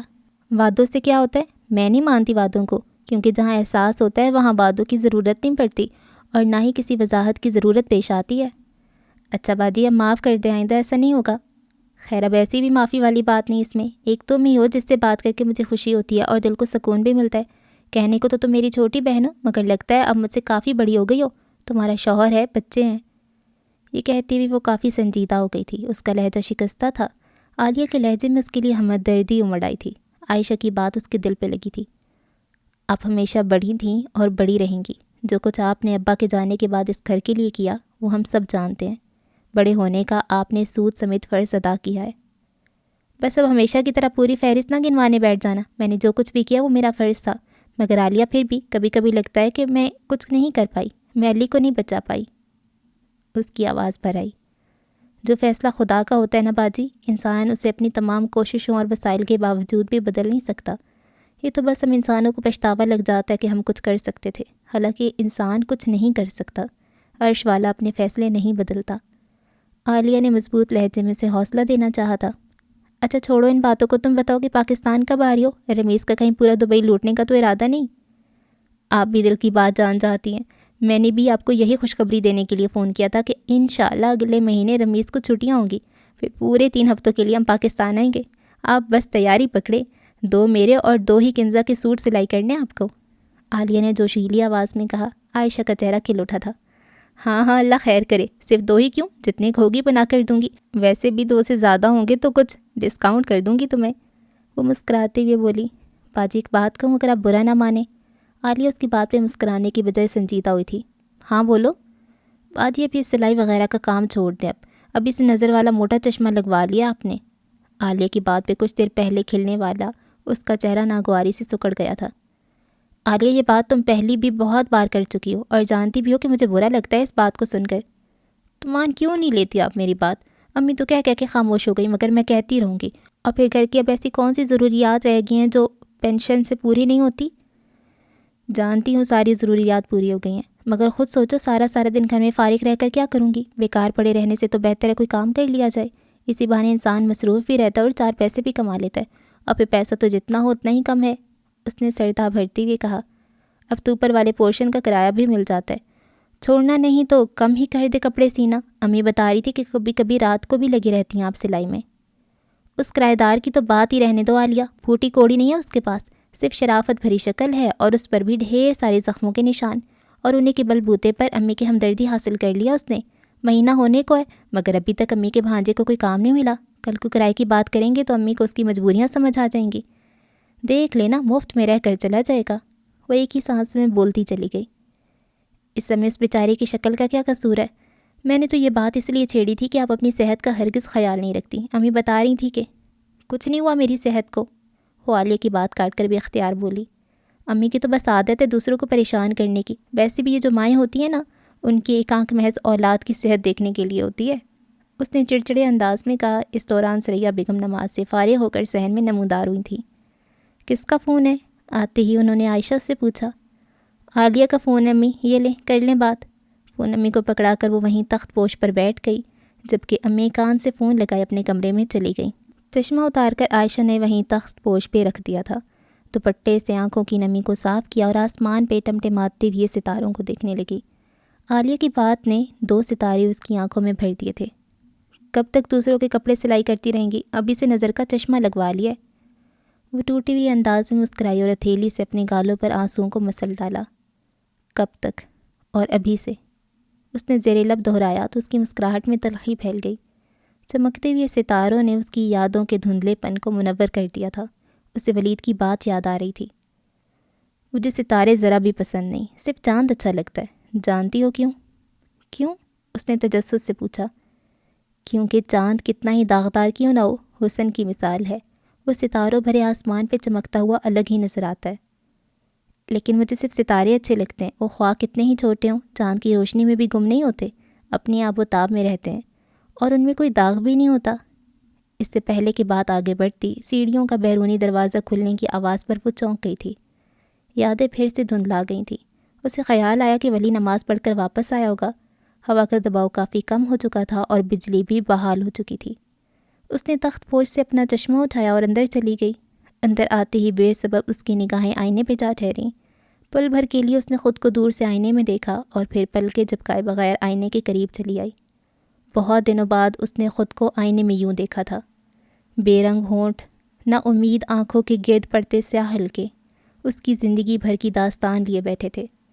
قریب ہو کر اس نے اپنے بالوں کو غور سے دیکھا، نیم سفید بالوں کی ایک لہر دکھائی دی تھی اسے۔ بے اختیار اس نے آئینے سے رخ موڑ لیا تھا، اس کی بے جان آنکھوں نے ایک بار پھر خود کو بھگو لیا تھا۔ آنکھیں خواہ کتنی ہی بے جان ہو جائیں، آنسو اپنی اوقات نہیں بھولتے، وہ وقت بے وقت اپنے دائرے سے نکل آتے ہیں۔ وہ بیچارے نہیں جانتے کہ آنکھوں میں رہیں گے تو دل میں اتر جائیں گے، حد سے نکلیں گے تو مٹی میں مل جائیں گے۔ آئینے سچ نہیں بولتے باجی، یہ تو انسان کو وہی دکھاتے ہیں جو وہ دیکھنا چاہتا ہے۔ اس کے دماغ میں عالیہ کی برسوں پرانی بات گونجی تھی۔ وہ بے ضرر سا مسکرائی تھی۔ تم نے غلط کہا تھا عالیہ، اس نے زیر لب کہا۔ میرے کمرے کا آئینہ ہمیشہ سچ بولتا ہے، مجھے وہ دکھاتا ہے جو میں نہیں دیکھنا چاہتی۔ وہ مڑی تو دیوار پہ ٹنگی تصویر کے سامنے جا ٹھہری۔ اس نے دیوانہ وار تصویر اتار کر اپنے سینے سے لگا لی تھی۔ ہونٹوں کو بھینچ کر اس نے آنکھوں کو سختی سے بند کر لیا تھا، مگر آنسو جب اپنی آئی پر آ جائیں تو آنکھیں ریت کی دیوار ثابت ہوتی ہیں۔ وہ ایک بار پھر اس کے گالوں پہ اٹکیلیاں کرنے لگے تھے۔ اسے کم عمر علی کا معصوم چہرہ کمرے کے چاروں طرف نظر آ رہا تھا۔ تم نے کبھی میری آواز نہیں سنی، پھر بھی تمہیں میری تکلیف سمجھ آ جاتی ہے۔ تم کبھی اپنی زبان سے بول نہیں پائے، پھر بھی تم نے ہمیشہ مجھے حوصلہ دیا۔ تم کیوں چلے گئے ہمیں چھوڑ کر، کیوں چلے گئے؟ بدستور تصویر کو سینے سے لگائے وہ گھٹی گھٹی آواز میں رو رہی تھی۔ اوکے، تو فرسٹ ایپیسوڈ کو ہم یہیں پہ اینڈ کرتے ہیں، اور اب تک جو کہانی سمجھ آئی ہے وہ یہ ہے کہ ایک ولید نام کا کوئی سپر اسٹار تھا جس کی ڈیتھ ہو گئی ہے۔ کیسی ہوئی ہے کسی کو بھی نہیں پتہ، اور وہ جو اس کی خالہ اور خالو ہیں نا، رحمان اور مسز رحمان، وہ ولید کے پیرنٹس ہیں، اور وہ اس کی کزن ہے۔ شاید وہ اپنی کزن میں انٹرسٹڈ ہوگا اور کزن بھی اس میں ہوگی، شاید انگیجڈ ہوں گے وہ، اور یہ اس کا دوست ہے، یہ ولید کا۔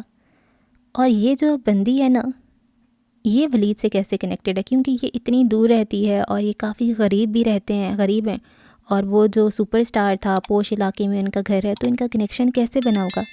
لیکن یہاں پر ایک بات ہو رہی ہے کہ تم نے کبھی میری آواز نہیں سنی، پھر بھی تم میری، اچھا یہ تو علی کے لیے بات کری ہے نا، علی اس کا بھائی ہوگا، تو کچھ سمجھ آ رہی ہے ابھی، لیکن سبھی دکھی ہیں اس میں، سب کے سب ہی دکھی ہیں ولید کی وجہ سے۔ سب ولید کو مس کریں، اور وہ بہت پہلے کا مس کریں، شاید 8 سال ہو گئے نا اس کی ڈیتھ کو، زیادہ عرصہ ہو گیا، لیکن وہ ابھی بھی، یہ اس کا دوست تو بہت ہی زیادہ ڈپریس ہے۔ یہ کیا سین ہے اس کا، اور یہ کیسے اس کے ساتھ کنیکٹڈ ہو گئے؟ یہ کسی پلان کے تحت ان کے گھر میں رہ رہا ہے، کیونکہ وہ ساری کتابیں کھولتا ہے، رجسٹر کھولتا ہے، سب دیکھتا ہے، یا اتفاقاً وہ یہاں آ جاتا ہے اور اس کو دکھ ہو رہا ہے اس بندی کا کہ یہ کیوں تلخ ہو گئی ہے، اور اس کی بھی ایج زیادہ ہے، شاید اس کی شادی نہیں ہوئی، پتہ نہیں کیا ہو رہا ہے، کچھ سمجھ نہیں آ رہی مجھے۔ لیکن ایک اس کا جو تھیم مجھے سمجھ آ رہا ہے وہ یہ ہے کہ دکھ ہیں یہاں پر یار، بہت زیادہ دکھ ہیں، پتہ نہیں، کچھ سمجھ نہیں آ رہی۔ آپ کو کیا لگتا ہے؟ خیر آگے پڑھیں گے تو سمجھ آ جائے گا۔ آپ نے کیا کرنا ہے، چینل کو سبسکرائب کرنا ہے، ویڈیو کو لائک کر دینا ہے، اور اچھا سا کامنٹ کر دیں کوئی بھی، دعاؤں میں یاد رکھ دیں۔ اللہ حافظ۔